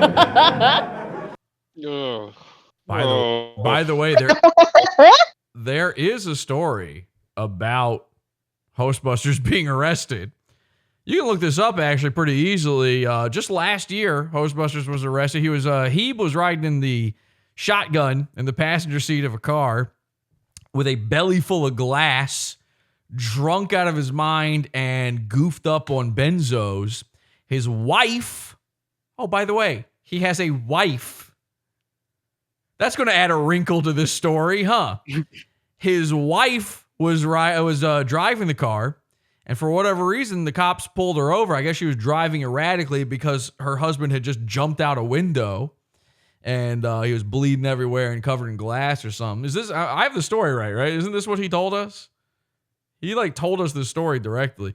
I think he said he swallowed glass. He had glass in his stomach. So much like Bam Margera's dog, he pulled a white fang, and they were taking him to the vet to pull all this stuff out. And that's a lot of stomach, okay? So we're talking a whole window pane of glass. That might have been a sliding glass door. And they pull him over, and he's in the passenger seat. Again, they just ask him to get out. They probably wanted to search the car, something like that. And the wife complies. He don't. And so he gets out, and he hauls one on to the cop and bites him on the arm. Because he was benzoed out. He white Floyded. All right? That's a real story. One time, I went to a comedy club, and it was very cool. It was very fun. Not for the audience. But I didn't like it because it was all people that, they laughed at me, but it was too much.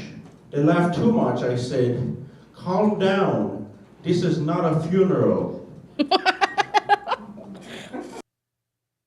Ooh. That came from the camera lady. Yeah. That laugh was from behind the camera. That was Hostbusters' wife.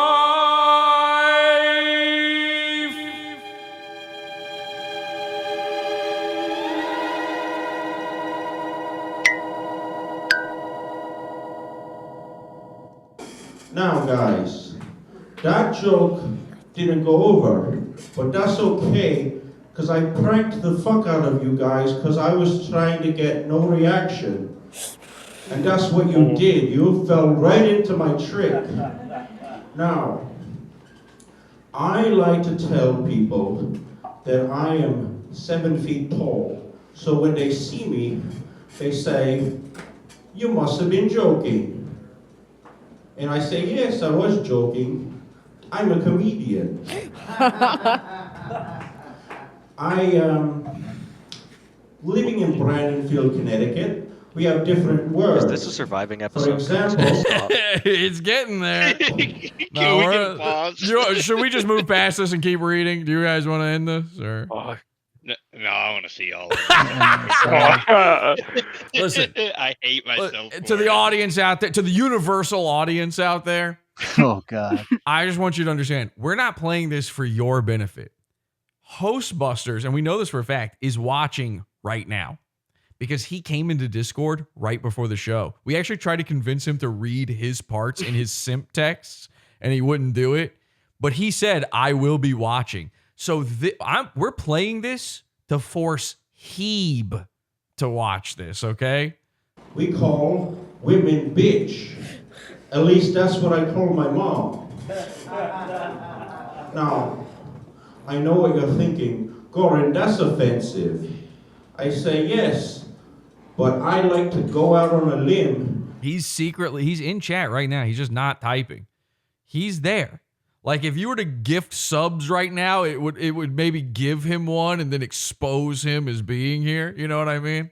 So I go You ever see that trick? there and offend people, but the funny thing is, well, I guess there's nothing funny about this joke because you motherfuckers are laughing. Yeah, it's their fault. But I didn't mean to call you It's an audience full of comedy busters. motherfuckers, because that's not language we use in Brandonfield, Connecticut. That's actually a compliment where I come from, because Connecticut. that means you love your mother a lot. Because why wouldn't you? But anyway, I'm sure that's not nice to say, so I apologize. This is not his first time doing this. This isn't Baby's first open mic. He's 10 years in at this point. I used to smoke. I quit smoking. I used to do drugs. I still do, but I used to too. And you'll see. And I said, well, actually, I only smoked for one day. And I said, this is not fun. And I quit. Thank you. You've been a great audience members. So I'm going to go and pretend that I had a good set. Thank you. Bye-bye.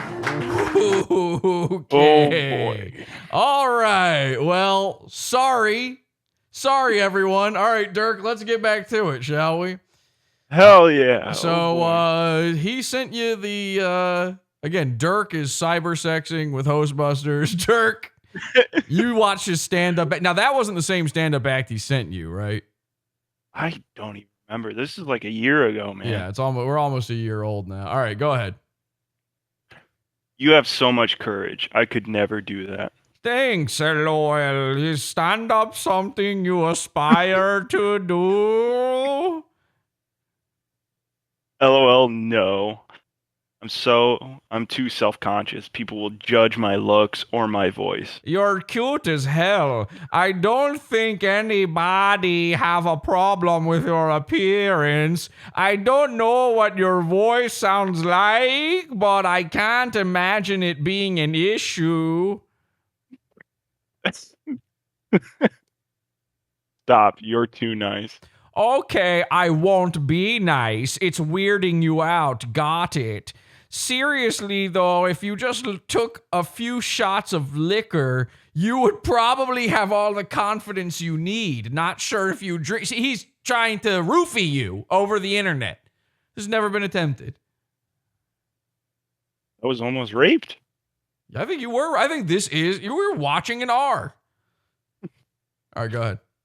LOL, no, you're fine. I'm such a lightweight. And then you send a picture of Anna with cat. This girl's name's Anna, by the way, Anastasia. So there's a picture of her with her cat. She was not happy you did this, by the way. No, she wasn't. She was incredibly upset that you used her in this ploy, and for that we're thankful. I hate her. Cute. Is that your cat? Yes, send me a pic of you. With my cat? I don't have one. LOL, no. I want a selfie of you. Okay, warning, I'm hideous. LOL, don't say that. I think you're handsome. Is that true? Did you really think that, or? No, I was grossed out. Well, wait till we get to the video. Well, thank you. I don't get that too often. Do you play Mario Kart 8 Switch? Whoa, the Riz. Wow, the absolute zoomer Riz on this guy. Oh, fuck. Do the gritty. Oh my god, yes. But I don't have it anymore. Damn, I was hoping to play with you. Do you still have a Switch? No, I don't. I sold it because I never played it. Oh, nup. So what are you up to tonight? Nada, you. I've just been reading and being lonely. I like talking to you. Aw, thanks. I like talking to you too. Want a VC sometime? Sure. I can't tonight though. I'm getting ready to go to the gym here soon. Okay, talk to you later. Okay. And then, is this instantly? No, this is a couple hours later. Hey, call me. This is a stranger. Yeah. You can't say, hey, call me to a complete. Because when he first interacted with me, he called me first off. That was the first thing he ever did, was immediately call me. Yeah, you had never even spoken to him, never replied to him, didn't know who he was. He's sending you phone calls on Discord. All right, go ahead. Hey, I'm sorry I didn't message you. I was out with my BF. Now, is this the point where I knew what's happening? So who introduced the boyfriend wrinkle? Because I don't. Was that you on your own? Yeah, that was me on my own. Because Scott and Anna were hanging out, and I thought, let's make Scott an abusive boyfriend. Okay, this is about to get way weird. This rabbit hole's about to get way deeper. Okay. So yeah, now she's got a boyfriend that somehow just never came up before. Word, no problem. I'm sure he doesn't have a 10-inch dick like me. Most def not. And we know that for sure now. He got really upset when he saw me messaging you. Well, then I won't talk to you. I want to talk to you, but he just gets really angry. I'm scared of him sometimes. Like, I have to delete these messages so he doesn't see them. So you're setting him up for this being a cheating situation on her part. Meanwhile, he's cheating. He has a wife. I can't stress this enough. He has a wife. This is insane to do. Like, even, I don't know. Even if you have a scenario, you know, even if you've got a situationship going on with the old lady you've got, you know, then it's still very bizarre to just out of nowhere instantly start calling a girl from Discord. Sorry to hear that. He seems like he would be lucky to be with you. I wish he did appreciate me. I feel like all he does is fuck me and wants to do nothing with me. I'd fuck you and appreciate you raw and atavistic. Like an animal. No, you're very attractive inside and out. You gotta find yourself a man that is on your level. Dirk, he found you attractive on the inside. That's you. You are outside, fine, the pictures. Dirk is the one on the inside. He's the man pulling the levers, puppeteering the machine. Dirk might actually be inside Mike David's safety shirt. I don't even think we exchanged names. Nope. He thinks your name is Master Chief Jesus at this point, and he's Hebe. You're too nice. I wish I could talk to you. I'm just afraid what he might do. Okay, let's not talk. Let's pretend this never happened. Please, no. You're the only person I feel like I can talk to right now. I don't want a domestic violence situation to happen because I spoke to you on the internet. So, selfie. You make me feel safe. I'm glad, and you're gorgeous. You're gorgeous. By the way, no, she's not, okay? Anna looks like a guy. I'm sorry. I know that some of you like Anna and are friends with her. This looks like Chewy to me. This is a man. This isn't worthy of cheating on your wife with, at the very least. I mean, bruh. Like, it's got to be a girl. Listen, if you're going to cheat on your wife, find a girl where your wife would at least be like, fuck, you know, of course. Why did you think of me when trying to describe how unattractive Anna is? Because she looks exactly fucking like you, Chewy. Exactly like you. Well, listen, you're a handsome very man. handsome You're lady. a handsome man. She's a handsome lady. Yeah. All right. I'm glad, and you're gorgeous. I think I should leave him. I mean, that sounds good. That sounds like a good idea if you are prepared for it. I think you're right. I'm tired of getting hurt physically and mentally. Good luck with everything. I wish you well. You are an amazing person. I did it. Wow, really? Good for you. Yes, he hit me right after we had sex. Wow, what a psycho! Yeah, sorry. I'm a mess right now. It feels so good to be away from him now. Hey, no problem. Good for you. Want to VC? Oh, you just got hit in the face? Want to cyber? Take a shower, bitch. Let me talk to you. I really want to, but I'm a mess. Hey, no problem. Hoping you feel better. Thanks. I wish I wasn't so horny right now. Oh, yeah? You turned on? Yeah, show me that 10-inch thing to help me get rid of this problem. You gotta you can't laugh through every word. People aren't gonna understand what you're saying. Come on. All right, I'm sorry. Show me that 10-inch thing to help me get rid of this problem. That's right. So, do I get to see any nudes of you? Of course. And then Hebe sends mydick.jfif, which isn't even a file type, I'm pretty sure.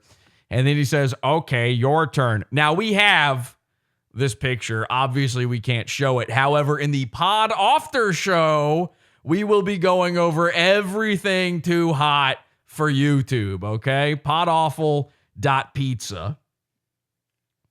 Is that actually you? Yeah. I don't know if I believe it. Oh, really? Just to be clear, this is a gigantic bent in the middle cock. It's like you took a cock and went with it. It was a Chris Chan style penis. Now, obviously, he doesn't have a big cock, so he Googled this thing. Why would you choose the penis with an L shape in it? Okay, it's very bizarre. Anyway, oh, really? I don't. I mean, this is the internet. I really put myself out there. Sorry if you don't like it. I just can't tell. It's you. Like, it feels like I'm talking to my ex. Well, it's okay if you don't believe me then. I thought you were different from other guys. I am. That's true. Well, why is the photo called My Dick GIF?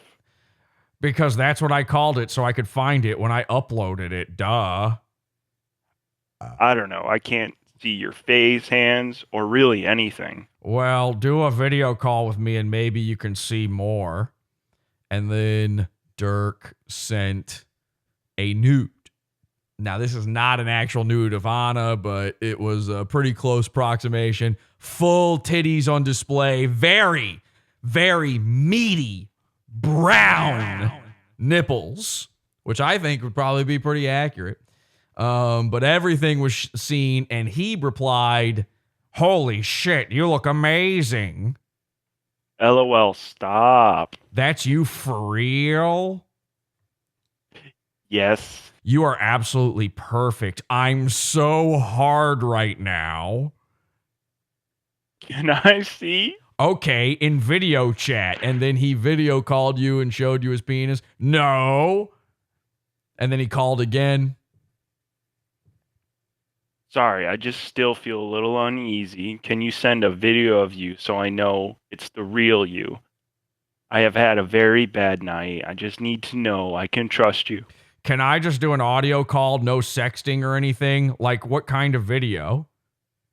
Just a simple hello video so I know it's you. Okay, and we have the video in question.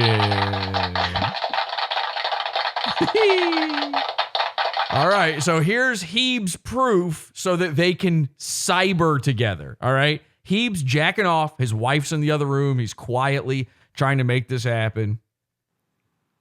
What's up? It's me, HB. This video is for Master Chief Jesus. How's it going? How's it going? So he still thinks your name is Master Chief Jesus. Okay. My beautiful betrothed Master Chief Jesus. John Halo. All right, go ahead. Dirk, let's speed this up. Let's go. Come on. Okay, I 100% believe it. We've lost 70 people, by the way. Oh, shit. Those are just the diaper fans getting out of here. But go ahead. Okay, I 100% believe it's you. Look, it's getting late for me. Can we chat tomorrow? For sure, I promise. You don't have to read like a retarded person. That's my job. Okay? Well... okay, what kind of chat? Audio.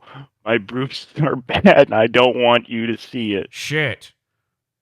I know. How it going? Missed call. What ump? He sent you a Discord invite. What was that too? His Discord. Oh, he invited you to his Discord. Then you missed another call from Hostbusters. Then you missed another call from Hostbusters. And finally, and this is real, this is not edited, for some reason, out of nowhere, he sent Dirk, "I have a small dick." Was he feeling guilty? Yes. He was feeling guilty. He had lied about his penis size, and he was feeling fucking guilty. That is real. Everything you just saw is 100% real. And if you don't believe it, here's what happened when Hostbusters showed up in voice chat. After I showed him all of the messages, and I showed him that he had been catfished a year prior, he couldn't believe it, obviously. His heart was sinking. He had come into Discord to trounce me. He had come in there to absolutely destroy me with REDBAR facts and logic. And unfortunately, I had that ace up my sleeve. Let's take a look. What's up, HB? What's going on, brother? The usual. Now, if we can get your boyfriend in here, would you be willing to talk to him? My boyfriend? Yeah, your boyfriend Dirk, the guy that you reached out to because you thought he was hot. Wait, so that was a guy? That wasn't you? No, it wasn't me. That wasn't you. Jesse, that wasn't you? No, but the guy you sent all those messages to. That was a different person. That was who's gay. Different guy. He's actually in the Navy. Yeah. So you can't, unfortunately, you can't do the thing where you're like, oh, you're gay for catfishing me thing. No, you're right. You're not gay. He's gay. Well, for wanting also a dick you were pic. gay. You're gay that too. Makes you both gay. Yeah. I'm willing to Not say really, he's because gay. I thought it have was no a woman. problem with that. I thought it was a chick. You get it? Do you make it a habit to just reach out to random Discord accounts that have a girl's profile picture and see what's up? No, but if I'm drunk, maybe. Why You not? must have been drunk for like a week and a half. And I should be embarrassed, right? Because this is like a big deal. Yeah, you should be. I should be, but I'm not. Because you're a loser? Who gives a fuck? Everybody gets drunk. I know Jesse doesn't drink because he's like, I don't. Straight edge. And by the way, even if I did get drunk, I That's wouldn't cool. get gay. I'd stop drinking right away if that ever happened. Jesse, I'm not convinced that you're not gay. I can hear the 10% gay in your voice right now. Oh, he's one of those. It's a scale, sort of. It's a. All right, prove it. I said, you keep the big bent dong pic saved to your phone, or do you search for a new one every time you're getting catfished? And you said, I just Googled it. Yeah. Did you I Googled the specifically picture. look for a bent one, though? Or how does that work? I don't know, dude. I just looked for a dick, Okay, well, clip it. Number one, clip it, obviously. Number two, okay, cool. Good work. Just looking for dick. Just trawling Discord for dick. No, I don't have a collection of dicks, I'm not, like some other streamer. I thought you told Dirk you had a bent dick or something. Because, like, why would you choose that one? Yeah. Was that the first one that came Because up? I didn't feel like going through a list and, curating a bunch of dicks. Dicks, yeah. You're saying the first one you found was bent and you were like, good enough. Good enough. I'm not trying to be a hero. At least you picked the white one. No, you actually were trying to be a hero because then Dirk told you that he was being abused by his big hot. Oh yeah, in a literal sense, I was. Yeah, you I were was trying to be actually a cool trying guy. to save a girl, and you were upset that she was with this other guy. I can't tell the difference between you and a woman, so I can't tell a lot of things apart. Well, I believe you when you say that. However, again, it was not me who you were speaking to.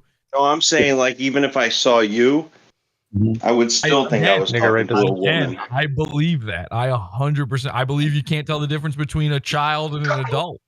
Woman with a deep voice, but Listen, I don't think about you until Dirk comes along and says this guy's trying to see my tits. You're a poor ripoff. I love this. He's just man with cow. Halloween lights. Halloween lights. What does that even mean? What is Halloween light? I like how your coping mechanism is you've never heard of obvious words. Oh, what's a Halloween light? I don't know the shit they put outside on Halloween. Okay, two things. Number one, they're saying in chat that he could pass for trans. That's true. He did steal. If you want to see who he really stole his act from, which comedian, it's Fortune Feemster. I'll Google that one for you right now so that you can laugh. Hang on a second. Well, just 1 second. Don't look at me. Type this. Fortune Feemster. Okay.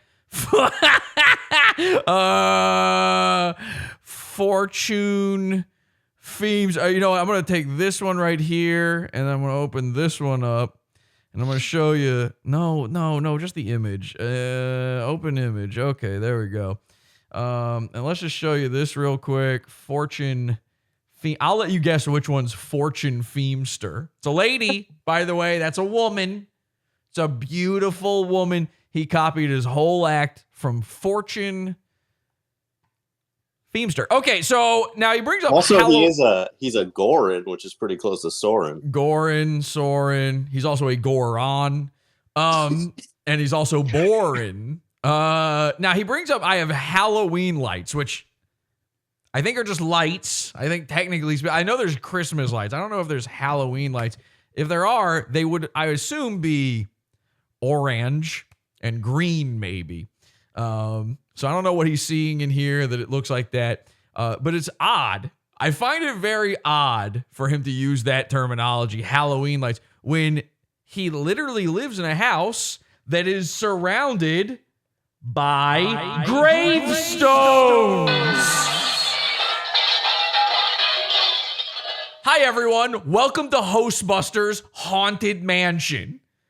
Okay, this is his real house. He lives in, and I've blocked out all the details. This isn't a dox. Nothing we're doing here is a dox. You can't even construe it as a dox. Please do not mess with him or anything. But this is a haunted mansion. He lives inside is this room getting a little stretchier style home, where except it's actually shrinking. He's getting less and less space for his money. These are real gravestones. This isn't Halloween. These are actual gravestones. He lives inside a building that also makes graves. Okay? And maybe we should call this place in a little bit. What do you think? Obviously, they're going to be closed. It's a weekend and everything. But I feel like we need to call them up and see if we can get a personalized grave done. Yeah, I like that idea. All right, we'll check that out in just a bit. Like spooky ghost light? You know, it's not that complicated. Orange lights, green lights, yellow lights. I don't know. Also lights. It would be orange. Oh, light. You're talking about lights. Yeah, just normal lights. Goofball setup. What Halloween setup uses blue and red? The famous Maybe it's Halloween just your color. face looks like a scary Halloween mask. Maybe I'm messed up with it. Maybe you're messed up on the I'll check it against the video you sent to a guy that you were physically and mentally attracted to. And I'll just do a quick comparison on that just to see how I feel about that, whether or not I'm insulted. I could do anything, but nothing would be as gay as you were on REDBAR'S show. I'm just checking out this video you sent to a guy who you said was mentally attractive to you. Mentally attractive. That's you, right? Dirk. Yeah, you said he was beautiful inside and out. Let me just check. Oh, okay. Yeah, no, you look like a big fat. Yeah, let's retard go to kid. clips because you don't have words anymore. I'm just checking to see if you're hot or not. I get it. Dude, What do you want me to be doing, Jesse? All right, you thought you were Jesse's a girl's with the name. picture that Dirk used as that profile picture. You know, I actually hung out with it. Yeah, Scott. That's why I wanted you to see it. Scott actually dated the girl in that photo that you fell for.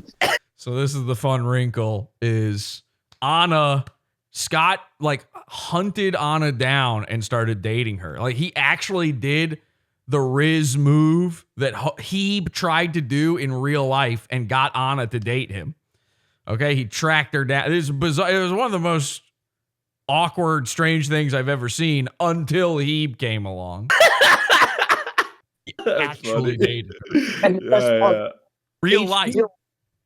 HB. Yeah, like I accosted her in a park, and then we went on dates together and shit. Yeah, the craziest thing is Scott forced her into a relationship. Basically, he stalked her, and it worked. It was crazy. And then threw up on her, and yeah. Oh yeah, I forgot that you vomited on her. That was insane. some girls like it. She didn't. You know what? I played my cards. I wasn't sure. I was rolled the dice. She didn't like it. Scott, the reason he and Dirk had cyber together is because he just saw Kingdom Daughter's photo as Dirk's profile. But I don't even remember why Dirk made that his profile picture now. But he wasn't. Dirk wasn't like trying to fuck with Rufio. Wasn't he trying to fuck Oh with yeah. Yeah. So he was just in a Discord with HB here, and he was not pretending to be a girl in any way. His username at the time is Master Chief Jesus, which ought to tell you it's not a girl. You got a name like that, you're not a girl. This dude sees the photo and is like, must be a chick. I got to hit on her. Damn, Just man. instantly starts cybering. It's crazy. That happens. Hang on a second. Hostbuster, did you spit on a cop? That's pretty cool. In the clip, did I spit on a cop? Is that what you just said? Yeah, that's a story. Let's hear it. You're gonna derail the conversation to ask a stupid fucking question like that? Did you spit on a cop or not Yes. spit on a cop? No, I didn't spit on a cop. I bit a cop, you fucking asshole. Did you believe Dirk when he said you are handsome?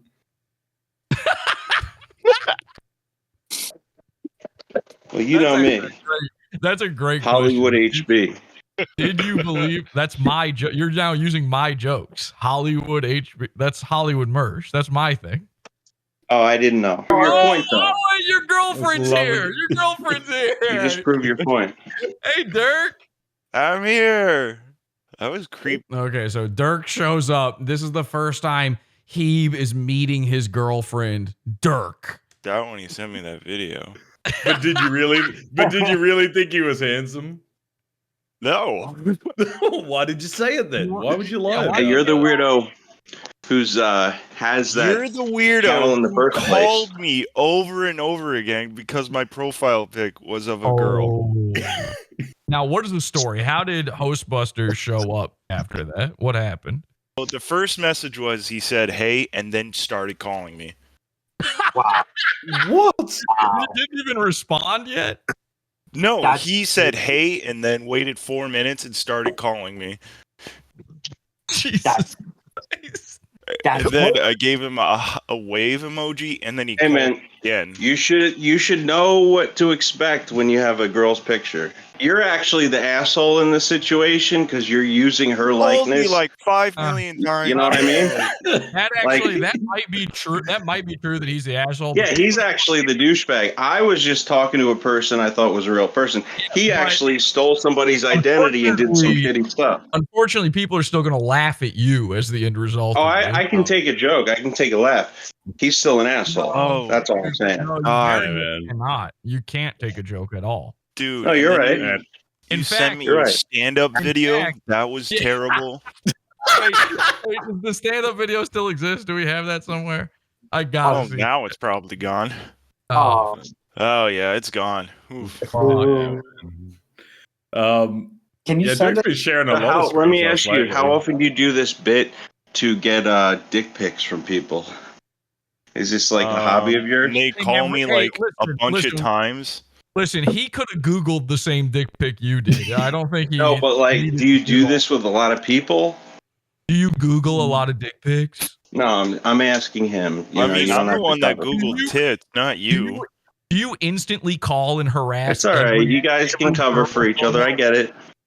I I'm get it. actually legitimately trying to think. I think I've only done it twice, to be Do honest. you instantly call and harass every girl photo you see on Discord? Sex pest. And has that ever panned out for you? Like, when was the last time you talked to a girl? But you didn't get any, compromising images. Hang on a second. If I change my picture to a girl Fair. picture, are you gonna start messaging me? We got Maybe. compromised. We got compromising you talking to a guy and telling him that he's beautiful inside. I think that's enough compromise. Oh, for it's us funny. to, move on. But, I'm not going to This guy fucking... thought- I he get thought it. a Like, guy's guys like account you named Master have Chief so little Jesus was a self-esteem that you'd female. probably kill yourself over something like that. I can But handle it. luckily for me, that would never happen to me, so I don't have to kill myself. Hey, you're right, because you're a Chad with your fucking Wendy's girl hair. What? What? What? I get Are it. you retarded? No, yes, we already established I'm retarded. Oh, wait So a second. Wait a second. That's a get out of jail free card. Are you one of But- those bizarre? Wait. Hang on. Are you one of those bizarre people who seems to believe, for some bizarre reason, that I have red hair? No, I'm just saying you have girl hair.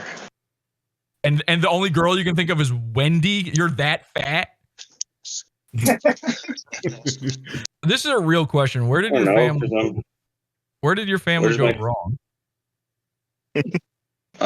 Deciding to Here it have is. kids. Like, how did you end up like this? Are I you don't know.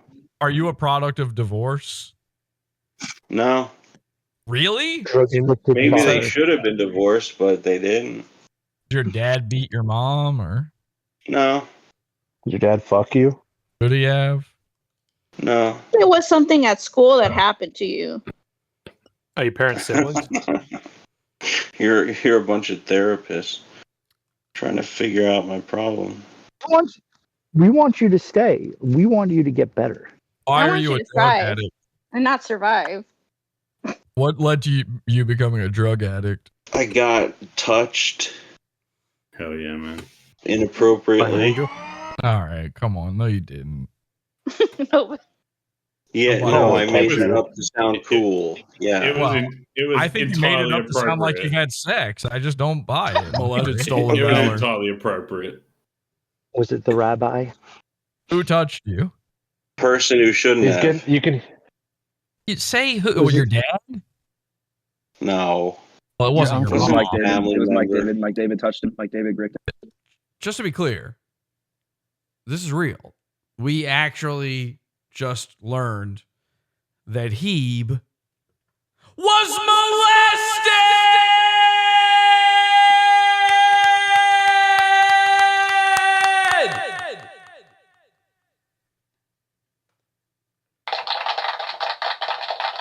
Congratulations, Hebe.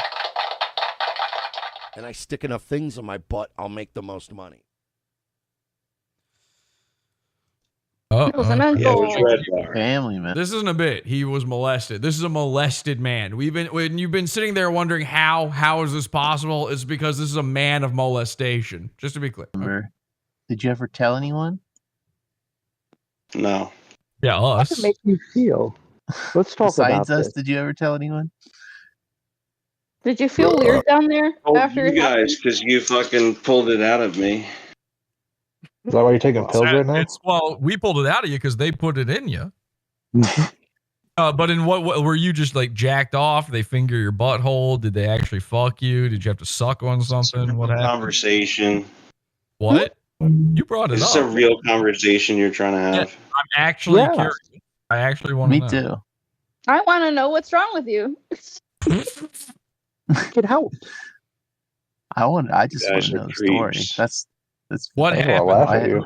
For real, what is the story though? For real. I'm not going to elaborate. You guys are fucking creeps. Oh, the What's your moderator. deal? You brought it tried up. to fuck me. Creeps. Wow. Oh, I Yeah, didn't you try tried to to fuck. fuck me, sir. Why are you bringing up molestation, you creep? Are you a sex addict now? Is that why you hit up Dirk for cyber sex? Is that why you're a pedophile? Because your dad touched you? No, but HB, seriously, where did he touch you and who was it? Let's talk about this. Like, we really want to help. We don't need to get into this. You'll probably never talk to us again. I We'd don't love understand. you to, I don't understand why you brought it up though. I didn't. Yes, you Yeah, did. it was like It's a a crime. you Backed did, into though. a corner. This is a cry for help. We This is a didn't cry know for you help. had been molested. How would we bring it up? You said what went wrong. And then you're like, I've been What touched. made You you were this molested. person? All right. Okay. For real. That's fair. For real. How old were you when it happened? I don't want you to run with this and make it part of your show. Change your name in the server. Molested Semi. Well, I mean, it would explain maybe why you would hit up someone Yeah. randomly. Yeah. To- All right, you're gonna have to go. You're gonna have to be called MS from now on. Ladies and gentlemen, AKA molested Semite.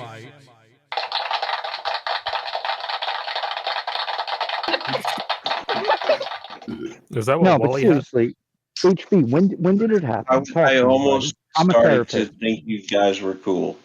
We,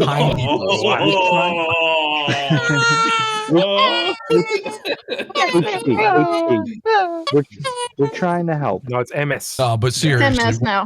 how old were you? Who molested? MS, man. Just be mindful that family every member. woman you interact with on the internet is likely going to be Podawful now. Yeah. Every single woman wait, you hang on. interact with. That's Were you fair. catfished by a family member who molested you viciously? He was catfished by Anna. Well, it was catfished by Dirk. I don't like that you were having molested, flashback. and I do feel bad for you. I'm sorry, man. You guys are not a trustworthy group. You can trust us more than you can trust like a family reunion you're at. That's very true. Here's a real question, though, and I am being serious about this. Did you come? Were there just no other kids at your school? I mean, fuck. You're horrifying looking, man. Yeah, you couldn't have been the best looking one, right? Or were you just the slowest? He might have been a cute kid. He might have been a cute kid. You know. Were you just the slowest and the Nah, easiest to catch? Let's just put it this way, Jesse. I am going to be looking up your information later. I'm going to burn your house down while you're sleeping. I'm going to find you and I'm going to murder you. I'm going to find you and I'm going to stab you. I'm going to put a gun in your mouth, dude. Are you insane? I wouldn't even be scared. I would molest you. You said you already did. This clearly didn't go the way you thought. This clearly didn't go the way you thought. So he came in, he thought he had us. He thought, oh, he's going to trounce us with the red bar shit. He was going to completely Diapebeast us. And unfortunately, we had other plans. Well, it didn't end there. That's the thing, is it just kept going. And it kept going. It's been going. It's been going up until the very last minute right before this show. But only, I think maybe a week later or so, I think it was a week later, HB is doing his show, Busters. You'll remember Busters from his invitation to Dirk to be on it. Well, Dirk took up that invitation. It turns out someone tuned into it and saw HB, saw molested Semite wearing something a little odd. It's something he's never worn before. I guess Podawful had a bit of an impact on him. Check this out. Yeah, something like that. Yeah. What's wrong with that? And he was a stranger. You didn't know the guy? No, everybody knew him. You know these guys you say hello to, and you What was his first name? knows me, but I didn't really know him. What was his first name? John. Okay. Unusual, huh? Yeah. Wait a I second. don't know why that came in my head, but it did. Yeah. I thought about him. It'll probably be a. Okay, that's bizarre. I've never seen Hostbusters part of Blue Glasses Gang before, but he's got the little round blues on. He's pulling a mill hip right now. So I get informed about this. I decide it's time to show up. It's time to do something about this. This Diapebeast needs a severe intervention. And so we showed up. Boycott for a week or two. Alex, is this a real person? Laura Craft Bay? Oh no. Oh, hey, Okay. what's up, Hostbusters? Hey. Oh, it's a real person. Cool. Oh, is this Podawful? Hey, cool glasses. Let's talk to him. I'll say the same about All right, you, but what's it's not happening, true. bro? Hey, what's up? Can you hear me? Yeah. Yeah, we're talking to Podawful. For the universal audience, Podawful is Redbar Jr. Happy to be here, now- by the way. Hostbusters, I know you had this embarrassing thing where you got catfished by a guy. But what's with the glasses? What's going on with these blue? Listen, Wait a I'm minute. What do you mean you sexual got gay catfished by a person. guy? It's I didn't know that. 2023. You were Everybody's having gay. cyber sex with a guy on Discord, but forget about that. Whoa. What is Yeah, with I the know glasses? I've never seen you wear these glasses before. What's going on there? Which glasses? These Well, ones? Welcome to or- Podawful Jr., everyone. Do you want me to go to this one? I can't see you because you've put me on the main screen here for some reason. So Oh, I can go full. I was giving you stumble credit, over but- words. All right, we'll go back to normal. Took off the glasses in shame. Back to All right, abnormal. so, if I was going Podawful, I would go with smaller glasses, but I'll go back to normal glasses. Wait, he mentions that you had a gay something, and then he wants to talk about your glasses. No, I listen, didn't know this other Jesse story. P.S. is a good. I don't want to talk about the. He's a good faith actor. I don't want to Jesse. talk about. I don't want to talk about you fucking with the guy on Discord. Why were you fucking No, with you a guy, can. HB? No. That's more interesting, dude, That's than too glasses. embarrassing. Come on. Let's talk about it. You can embarrass me. I want you to embarrass me because you're funny and No. For the universal audience, Jesse P.S. is a comedian. Somebody sent me this link saying that you were wearing these round blue glasses, and I just want to know when you started doing Okay, what's going on with that guy? No, and you, the HB? round blue glasses I never are heard these this. actually. I'll wear these ones. Now these are the Jesse PS glasses. Why are you having gay sex on air with this guy, man? Now I'm What's that a story sexual gay person. Now, when did you It's start wearing these? When did you get those? Maybe I when he turned turned gay. in 2023. You know, I realized that the gay Why do you have pride a era. toothpick hanging out of your mouth? By the way, Well, it's Better than out of his nose. You follow. Do you have an oral fixation? I have an He has an oral orifice fixation. Do you follow Jesse? Are you trying to look cool? It looks He so is. I'm trying to look He doesn't cool. have to try like Do you follow? Your glasses are crooked, by the way. Can you? No, they know. look cool, man. I You're the know. one trying to look good. Now, do you follow Kill Tony? No, You don't watch Kill Tony? not at all. You don't watch Red Bar? Nope. No, what happened with you and Red Bar? What does it have to do with your blue glass? You haven't answered a single question I've asked so far. I want to hear about the gay affair thing. Well, I come am on. All right, willing- listen, hang on. Don't Sam Hill. Sorry, I don't know you, buddy, but Well, so what? I'm the co-host, dude. I got you. But let's not go into the weeds. I'm come grateful on, to have Jesse you here. threw that out there. It It's would interesting. be, I never heard this too before. embarrassing. It would be way too embarrassing for him to talk So about. what? It's streaming. Well, he's What your did he do, co-host. man? He's your co-host, dude. Come on, don't do this to him. He just said he can talk about. You're the one who brought it up. Oh, you're on me. You're the one who set it out there, man. I never don't knew think about that, this. I don't think I said that first. I think Hostbusters did, didn't he? I think that whatever Jesse is trying to say, he should lay it out Okay, there. I'll be quiet. Can and I see say it. what is directly to the right, your right there of the brick wall? What is that? Is it a fake brick wall? It is fake, right? Oh yeah, it's fake. You know, See the seam down the we're middle. not real. How could you tell? Listen, there's a maybe- seam. There's a seam I down know the I'm middle right kidding. above his I know. head. I know. It's obvious. No, you're right. Did you paint it orange? No, I wish I did. Now, I also wish you understood that it's red, not orange. It looks. Am I crazy? Am I the only one who thinks this looks orange? Am I crazy? No, it could be either you one. are man. the It only could be one. orange or red. Sam says it could be orange. Could be, yeah. Listen, All right. I really. red, No. orange. I'm honestly only here for one reason, Hostbusters, and I'm gonna leave you alone. I don't want to mess with you. The glasses thing though. That's a stupid reason. No, you're here to roast me. You're No, here to course. tear me I apart. just want to know when you started wearing the blue glasses. That's No, it. you sent out that gay thing. on Jesse, you purpose. came here to roast me. No, I You did came not. here to tear me to That's shreds. kind of a compliment. And another guy and, thought he was Honestly, gay can or I tell you honestly what happened? See, I'm 100% happened? serious. What I was streaming live. I was doing my show. I ended the stream. I went into my Discord. People were watching you in the Discord. I see the blue glasses. I go, this is psycho. This is crazy. He's No, it out. looks good. I'm not saying it. I think it looks great. Obviously, Looks like John Lennon a little bit. I wasn't even wearing these. Howard By the way, Stern, Oasis, these glasses. Ozzy Osbourne. Yeah. My I don't know only about question Ozzy is, when Osbourne. did you purchase these glasses? So these glasses I Uh-huh. didn't buy recently. No. Okay. Okay. No.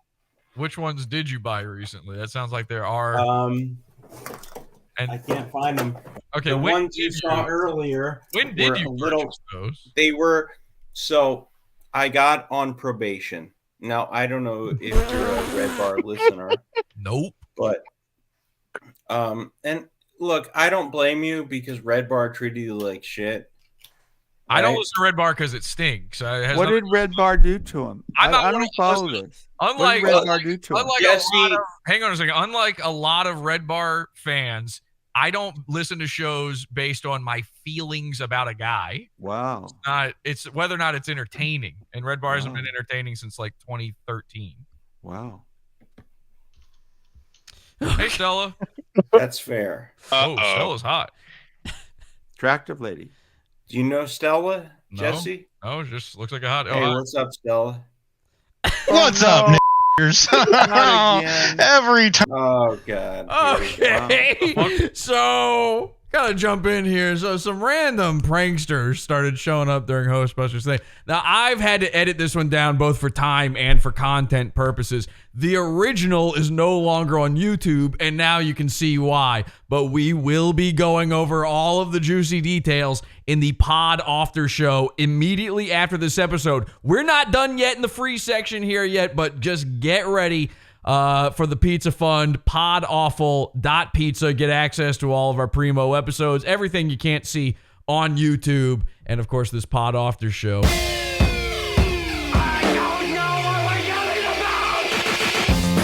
Support the show. Join the Pizza Fund. Podawful.pizza. Pizza, pizza.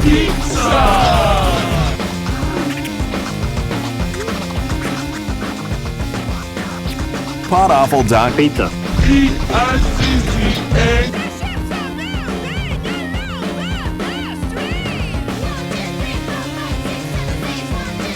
All right, so more porn bombings and even extra stuff in the Pizza Fund in just a bit. I don't know. Porn bomb. You got porn bomb. Now, I've never seen you wear these glasses. The glasses are killing me, Hostbusters, because I've never seen you wear They're these. pretty ever. great. Have you, Sam? Have you ever seen him wear these before? Yeah, they're pretty great, huh? You have. Now I When- kind of get your. You don't point. like them? When was the last time you saw No, him I wear like 'em. these? I think last week. Yeah, I bet it was last week. Okay, well, anyway, that's all I needed to know. Thank you so much, Hostbusters. So you're not saying they're good glasses? For having. I obviously think they're great glasses.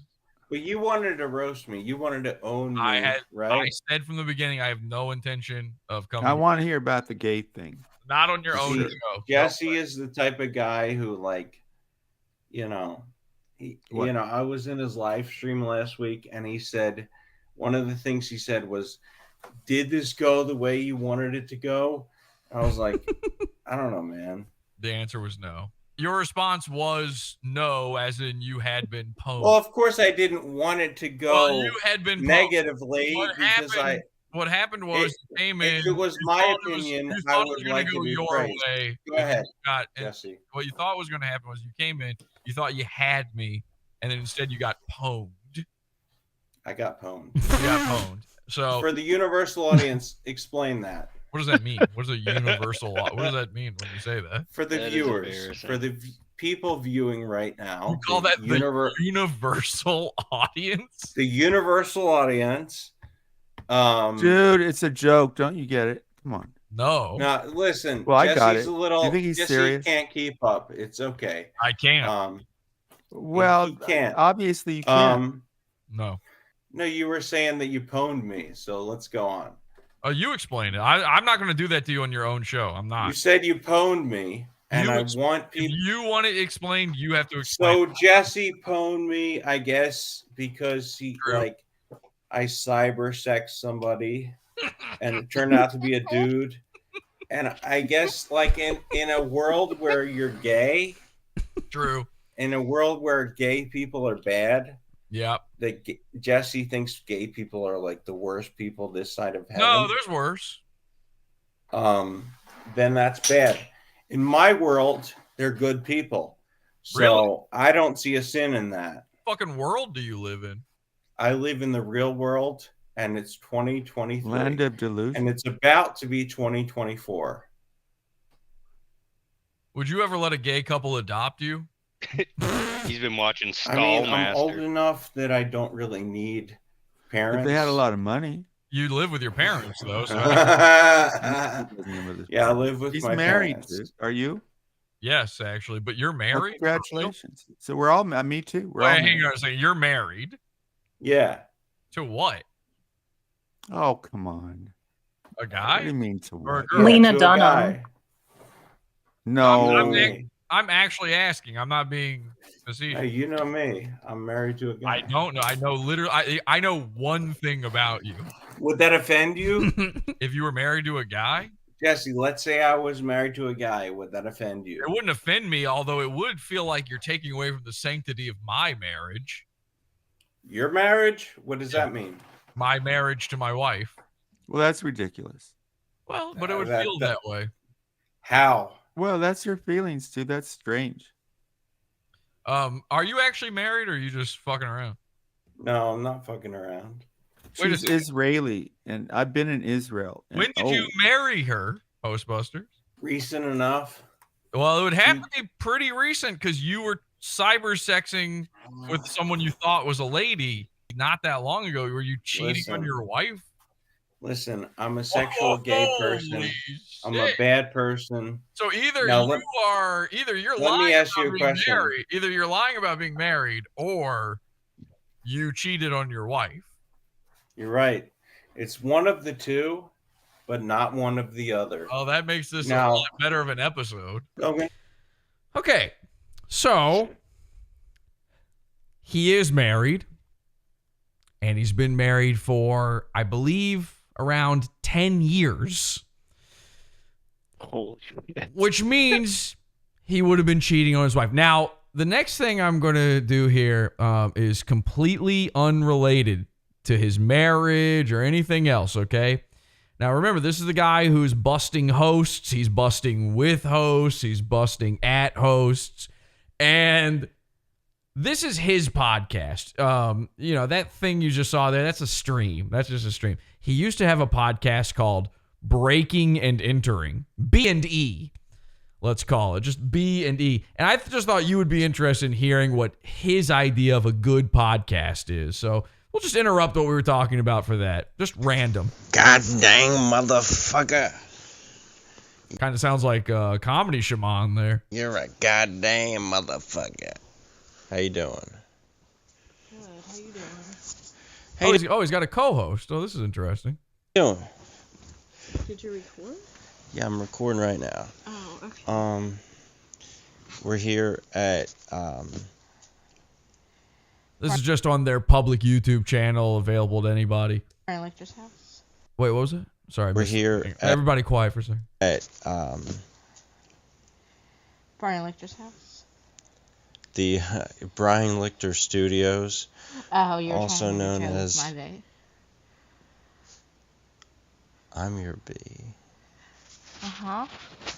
So here's the deal. I don't know what Brian Lichter Studios is, but okay.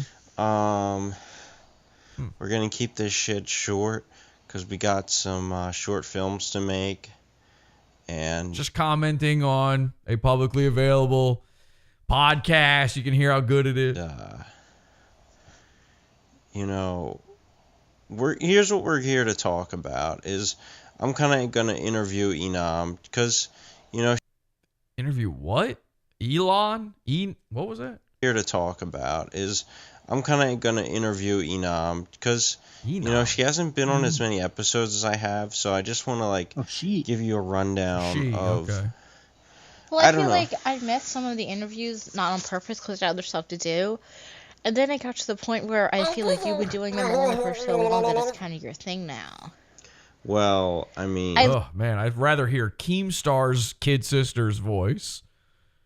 17. I like to step back in, so You we'll can see. hear the size of her nose. Yeah. Miss Todd Glasses, you were at the wedding of your Yeah. brother and another person, and your brother and his now wife. It's whatever though. I mean, because I feel like if you want to keep them for yourself, that's fine. Or if you want me to, And she help you out, sounds I'll do whatever. old. Yeah, she sounds old as shit. She sounds like almost 10 years older than the other guy. Okay, Yeah. well, that's completely unrelated to anything. Doesn't really matter. But I feel like that's not a very good showing of their podcast material. Maybe they're just kind of getting into the groove on that one. Let's play another one. Wait, which one was that? That's episode 21. Let's play another one here. Let's try episode 19. Okay, episode 19, just completely random. The B&E show. Breaking it. I don't know why it's called B&E. Brian and Elon. So for the first time on Oh Break- yeah, those names were mentioned. I guess that's okay. You might be right about that. I don't know who they are, but Breaking and Entering, we're doing a little investigative journalism. okay. This sounds like a good. This sounds cool. This sounds like a great episode.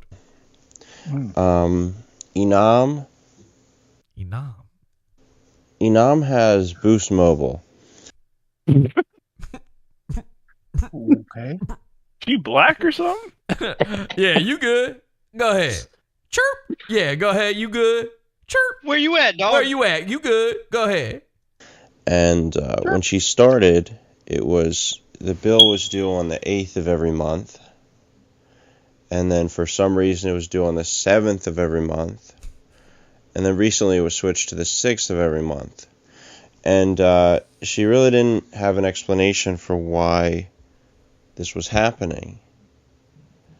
So she called, and apparently what they're saying is that part of the, well, just a little background, they have something called a shrinkage plan. It starts out at... Because he has a small dick. Like 55? It starts out at $50 a month, and then every 6 months? Every 6 months it goes down by $5. So 50, 45, 35... Okay, I'm following. 45 to 35.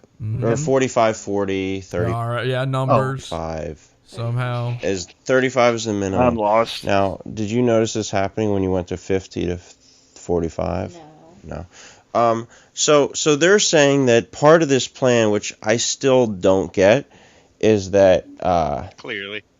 every time that it goes down by $5, your date for the bill goes back 1 day. So it goes from 8th to the 7th to the 6th. Now, first of all, to the 6th, to the 5th, to all of a sudden it was the 1st, to the negative 90th day.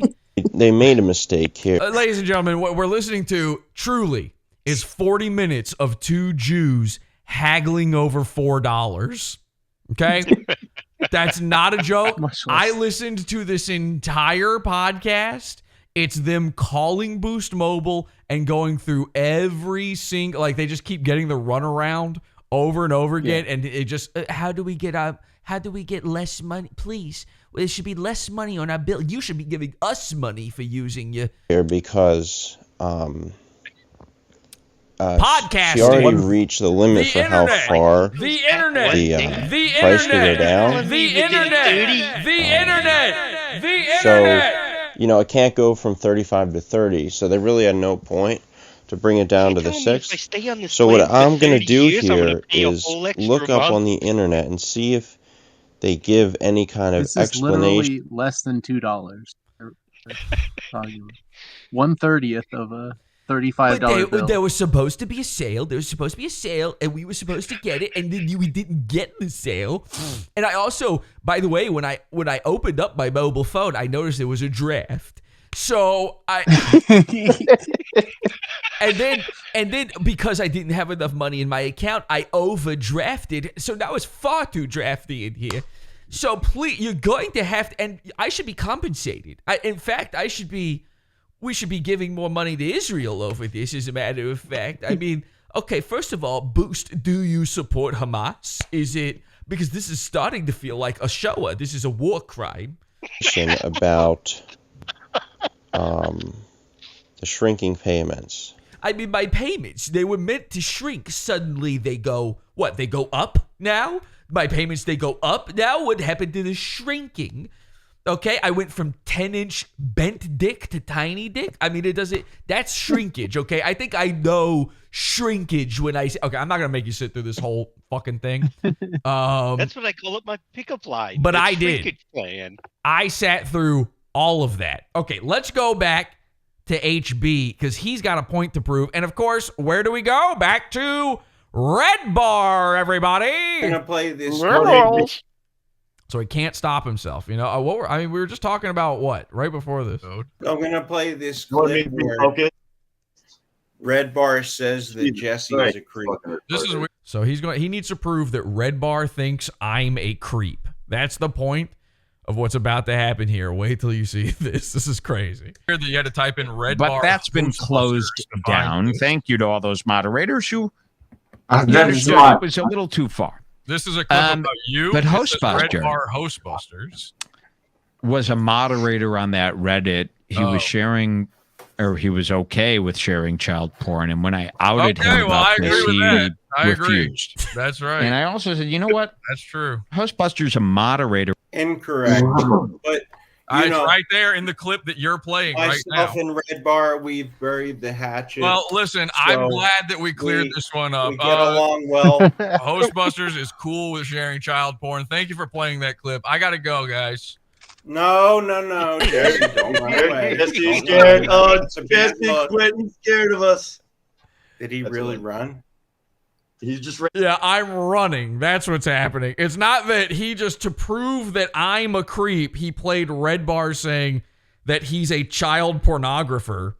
That has nothing to do with it. So I just thought that was a really incredible part, but let's keep watching. ran away, dude. What a bitch. What? I want to play the part where he says, Jesse does stuff.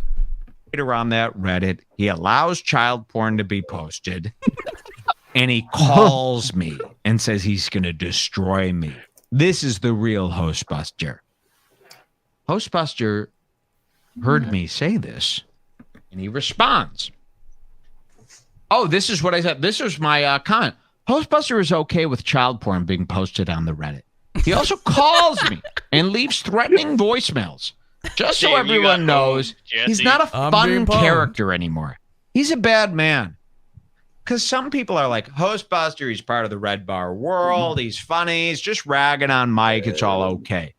But it's not okay because he's calling and he's doing the child porn. So think of the disgusting level of hypebeast simpitude, Diapebeast simpitude you have to be under. This guy publicly outed him as a CP guy. And now he's like, wow, Redbar makes the best show. He supports the Jewish community. He has a dolly camera. I mean, this is fucking pathetic. So I post this. And then Hosty. Yeah, somebody says in chat, why did he stream this? Great question. Does the unthinkable. And we have his video. Is this it? Fucked up problems. Okay, so here's a fun thing. So now... here's Anastasia, Hosty's dream girl. MS has always wanted to meet Anastasia, and here she is. Don't be banning people, Sam. Oh, he did. He just banned somebody. Sam, knock it off. What's up, man? Who's there? It's me, Anastasia. The guy that you messaged. Remember me? When we were in chat? No. Yeah, you called me like 5 times.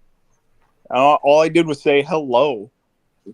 What's happening? Remember right that? I tricked you with this profile pic, basically. Remember that, Hostbuster? Oh yeah, you did Yeah. a good job. Yeah, You were amazing. You sent that really creepy message to me, dude. Yeah, it's creepy. Yeah, it was. Hello, Master Chief Jesus. What the fuck is wrong with you? I don't know, man. Bro, I you guess were I'm married at the crazy. time? I didn't agree to that. We gotcha gay ups. I get it. Jesse was exposed for being a pedo. No, Redbar literally said Hostbusters is a pedophile. No, he literally he said that. Jesse Yes, does he did. stuff. That was the start of the video, dude. What are you arguing? That was dumb. He said Jesse does stuff with children. No, he said you were a pedophile. He legitimately said that at the start. You know, water under the bridge. Everything's good. Water under the bridge. He called you a pedophile. I don't know. Right, 3 years ago. Do you know how time works? Hostbuster said, "Hey." Yeah, I know how time works. If it was 3 years ago, then that kid might still, only be 14. Oh, look And at I the shape said, of that head. who are you? HB said you white. So now we're pulling. All right, this is great. Remember the Dick Masterson simp text? So now Dirk is pulling that on Hebe. He's forcing. This is like when I went on Ethan Ralph's thing and I just started reading the simp texts. It's like that, but if everyone involved was the least interesting person of all time, including Dirk.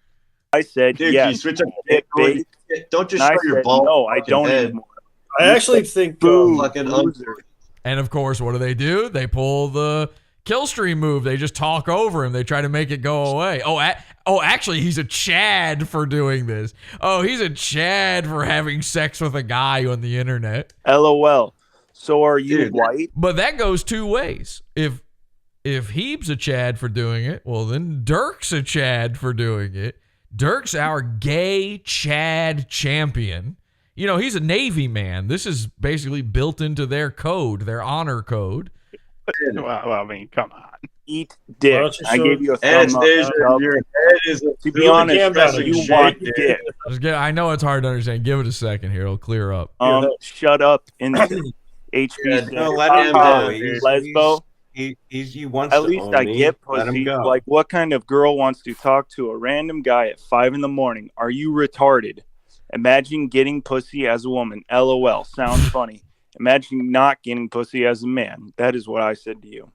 It must suck for those guys. So who are you? A guy who gets pussy. LOL. Okay, but why are you talking to me? So what do I... So now he's just allowing it on his own stream. I begged to not do this on Heeb's own show. I was so kind by bringing it up and saying, let's not talk about it. But he just wouldn't do it. What do you look like? You know what I look like. I look like Seth Rogen. I love Seth Rogen. And then... Wow. Cope laugh. I sent you a photo, a selfie she sent me. Here's the selfie. And so now Dirk's showing the screen. Oh, she's hot. Oh, yeah. No, she isn't. She looks exactly like Chewie. Okay? That's the least hot a girl can be without, swapping races. Yeah. There you go. LOL. So what do you do for fun?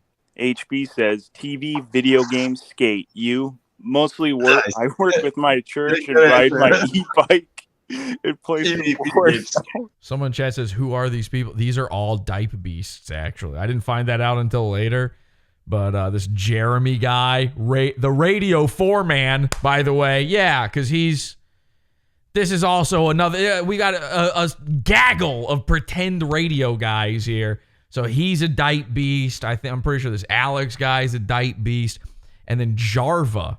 All right, you see that bizarre concoction? I had to cut all this out because it just didn't fit with everything else. But Jarva is this insane woman. A true mentally ill schizophrenic who films herself sleeping on YouTube. She's one of these, she's a true goon because she's got thousands of YouTube accounts dating back years and years and years, just filled with garbage, digital litter all over it.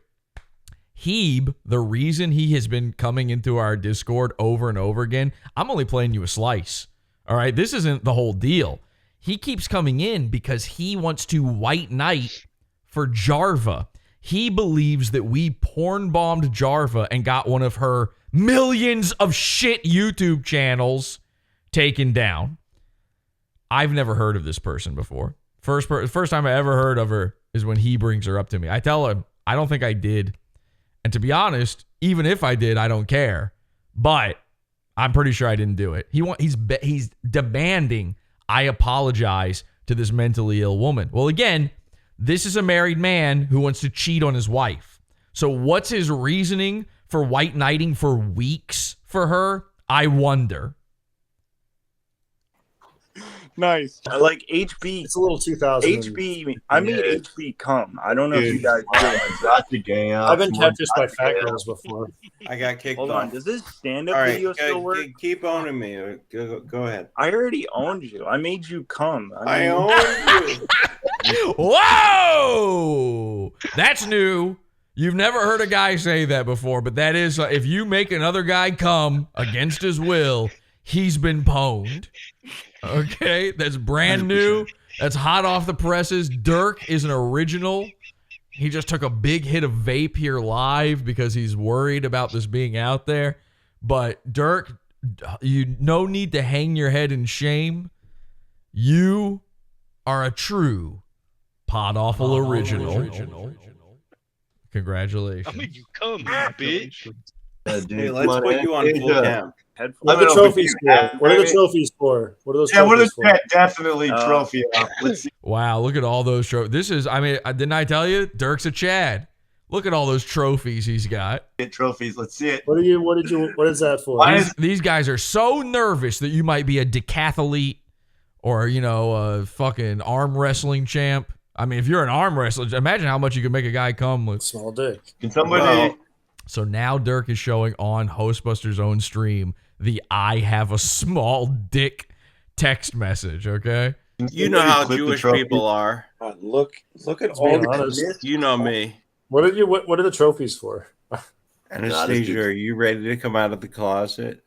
Listen, I'm not. He's still calling you Anastasia. The dream is still alive in Heeb's heart. I'm a Jewish person. What do you expect? I mean, you messaged me first, dude. No, but I'm talking outside of me. But you messaged me. You know, for the universal. And again, we had other people came in and porn bombed. Dirk keeps showing the giant bent cock on the stream. We'll go over all of that in the Pod After show. Audience, let's talk about other people, right? You called me Let's over talk and about over. other folks. I wasn't even trying to. I'm not the only person. Me, bro. Am I the only person you spoke to? Can you admit I made you come? What? Just admit I made you come. I'm not going to admit that because I don't think did, that's didn't true. I? You jacked off to this pair of tits, right? Say I made you come. Oh yeah, you made me come. That angle. Yeah, we might need to clip this actually. You look like the Dilbert guy here, Dirk. That bit where he says that and his nose is peeking over the frame, we need to cut that out and make that an emoji in the server. Yeah. That's right. Yeah. Say I made you come. Come. Oh yeah, you made me come, dude. Okay, you won. Absolutely. Because I'm gay, get it? Because I'm a sexual gay person, and it's 2023. So Is that the Podawful coolest wins. guy on the internet trophy? Listen, Podawful 1, Gay ass Busters trophy. 0. Podawful 1. Podawful definitely won. Podawful 1. Busters 0. Podawful 1. That's right. Podawful 1.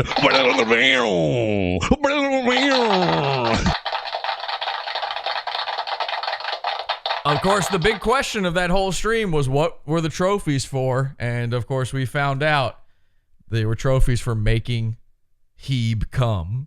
So congratulations, Dirk. That was an amazing job of making a man jizz as another guy. But it doesn't end there either.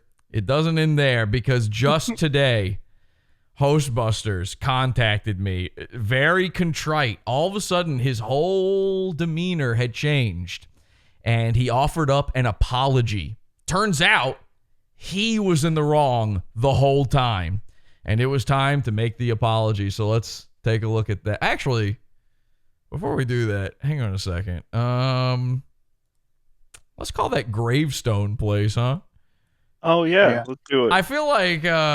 I feel like this whole marriage thing ain't gonna work out too well between Heeb and his wife. Anastasia is sort of a home wrecker if you think about it. Let's call Thank you for calling Landmark Monuments. You've reached us outside of our normal business hours. Okay. For the office clerk, please press 1. To leave a message for someone in sales, please press 2.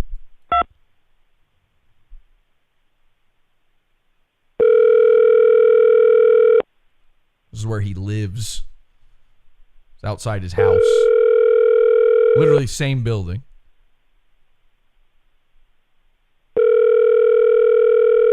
Thank you for calling Landmark Monuments. Our normal office hours are from 8:30 a.m. to 4:30 p.m. Monday through Friday or by appointment evenings or Saturday. If you have reached this message during these hours, we are either on the phone or helping another family. Please leave a message and we will be in contact with you.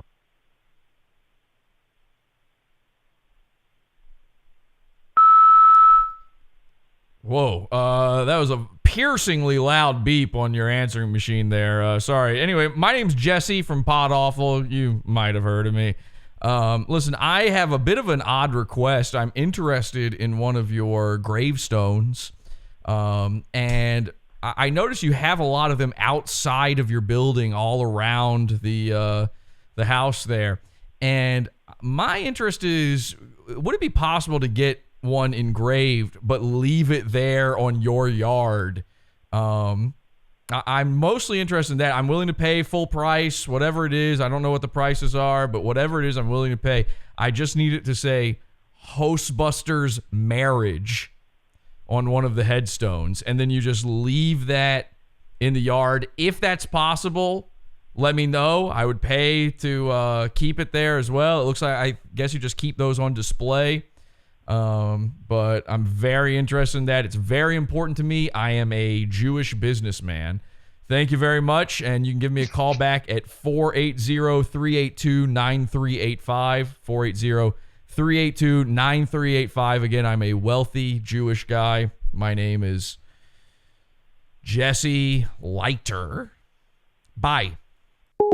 Okay. So we'll see if we get a call back from them. We'll see what happens. All right, here's Hostbusters offering an apology.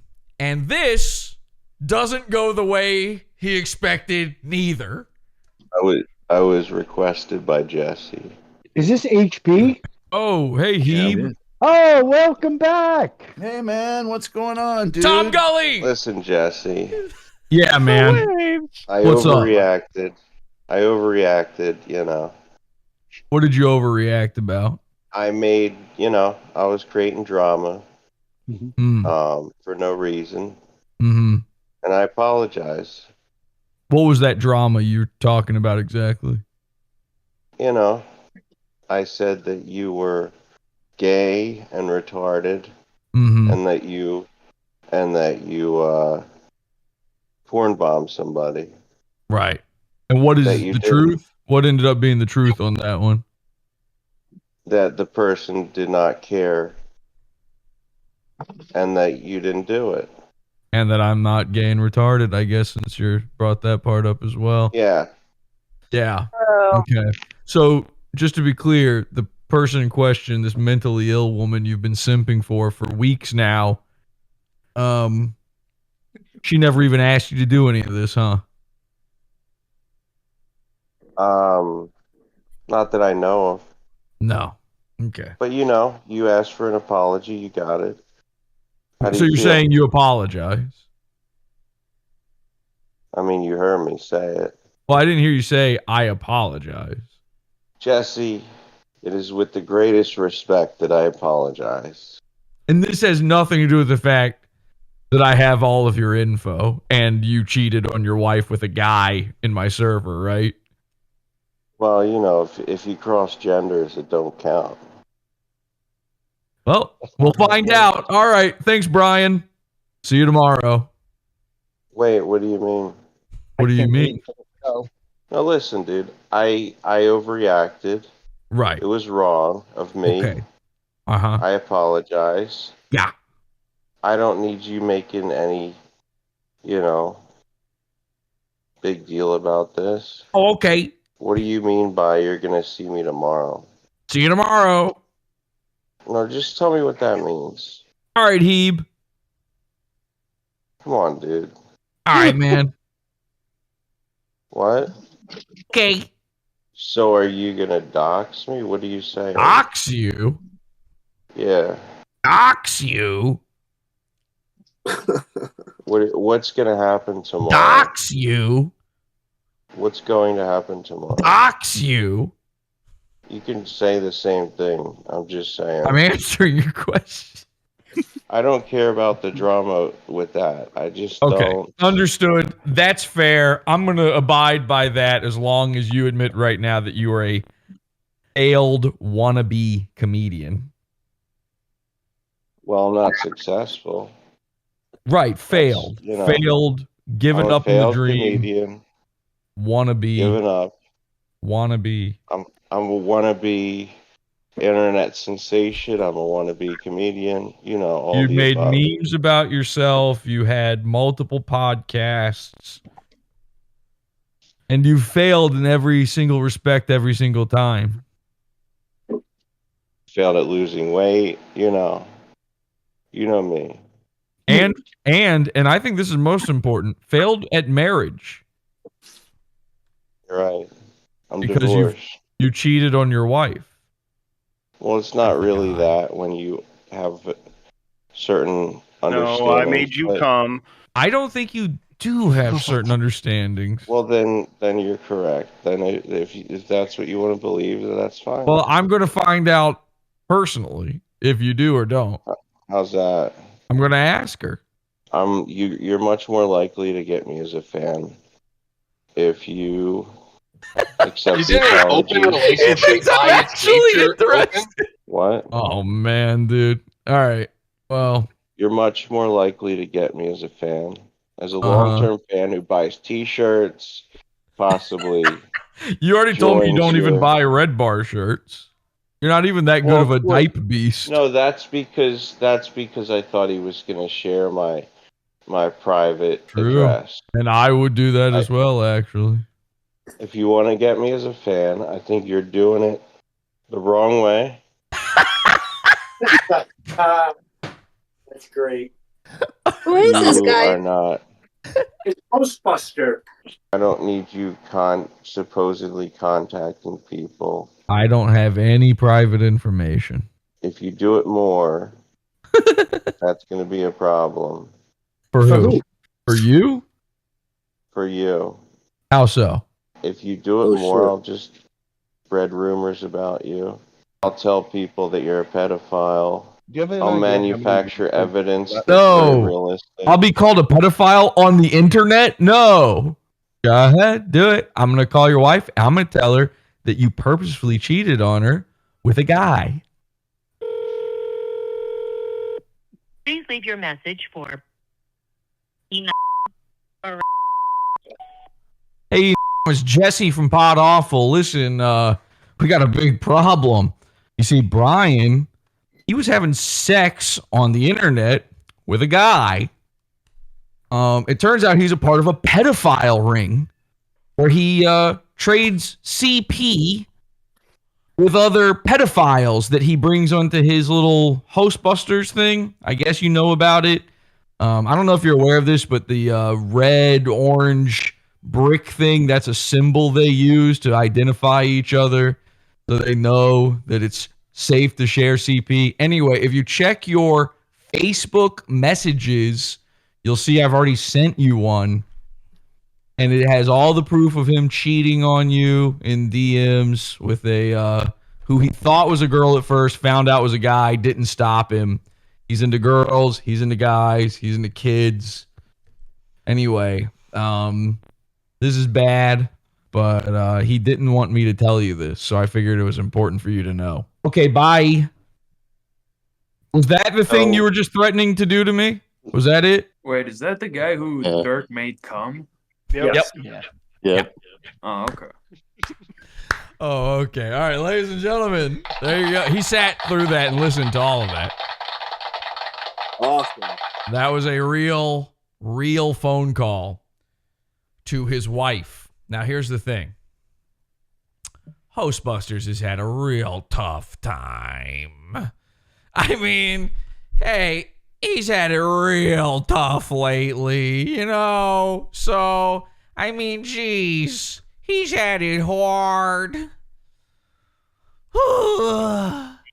He was molested. He had a tough life. Come on, we gotta give him a break. Here's the thing. He was, when I made that call, he was headed off to a wedding. And we could hear either his mom or his old wife in the background going, come on, we got to go. And he had to keep going, stop, I'm on the phone. This was a very important call for him. That's actually what made me call her. But I knew he'd had it tough. I knew that he'd had a rough life. And listen, he threatened to kill me. He threatened to put a gun in my mouth, set my house on fire, stab me. Come after me, come after my family, tell everybody I'm a pede, call up my host, spread rumors, all that kind of stuff. I'd had enough. I just needed to put the fear of God into him. I already had my apology. I already had my show ready to go. So I just wanted to dig that knife in a little deeper, give it the slightest twist, and then pull it back out and stitch him up again. So here's what really happened. He heard that whole phone call. But when I was done calling, I muted my microphone and I went into the voice menu system and I hit 3 and I deleted the message. So I really did leave that message, but I deleted it afterwards so she didn't receive it. So he's sitting there about to go to this giant family function with his wife, and he's terrified that she's about to learn that he's cheated on her.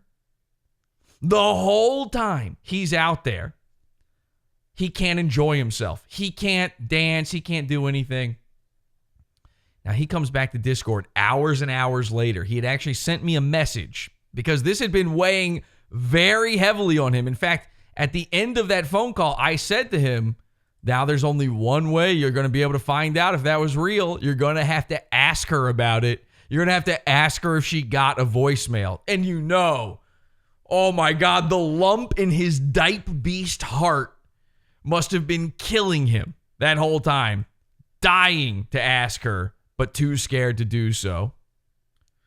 Well, then he messages me and he says, Jesse, you were more charitable and friendly today than I expected. I appreciate you.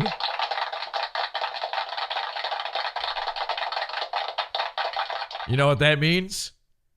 He asked her. He asked her to check her voicemail, and he found out there was no voicemail. It's true. I really didn't. I deleted the voicemail. But what I didn't tell him was that 12 hours before that, I had already messaged her all of the screenshots on Facebook. Okay, see you in the pizza fund for the Pod After show. You want to get all of the porn bombing, all that kind of stuff, the full Hostbusters experience. We're going to go over there in just a few minutes, and we'll go live, and you'll see the entire thing. We'll wrap this up. And until next time, have an awful day.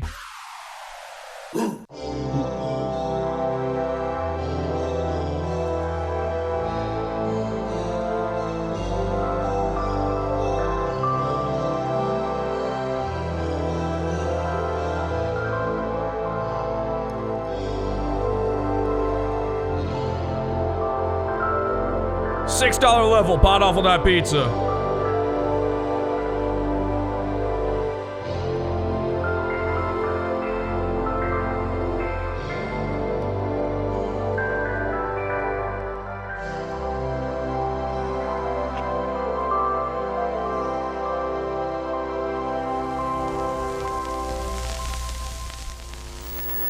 Come. Nigger. Oh my God. Come on, please. We're still live. Jesus. Dirk, you're really rubbing that bald head of yours right now. You were deafened. I'm not deafened. I can hear you. Yeah. Sorry. Sorry. I really thought you were deafened. You were I'm deafened, so she sorry. says to the guy who replied to her. Idiot. Jesus. I got excited, very excited to see all of this.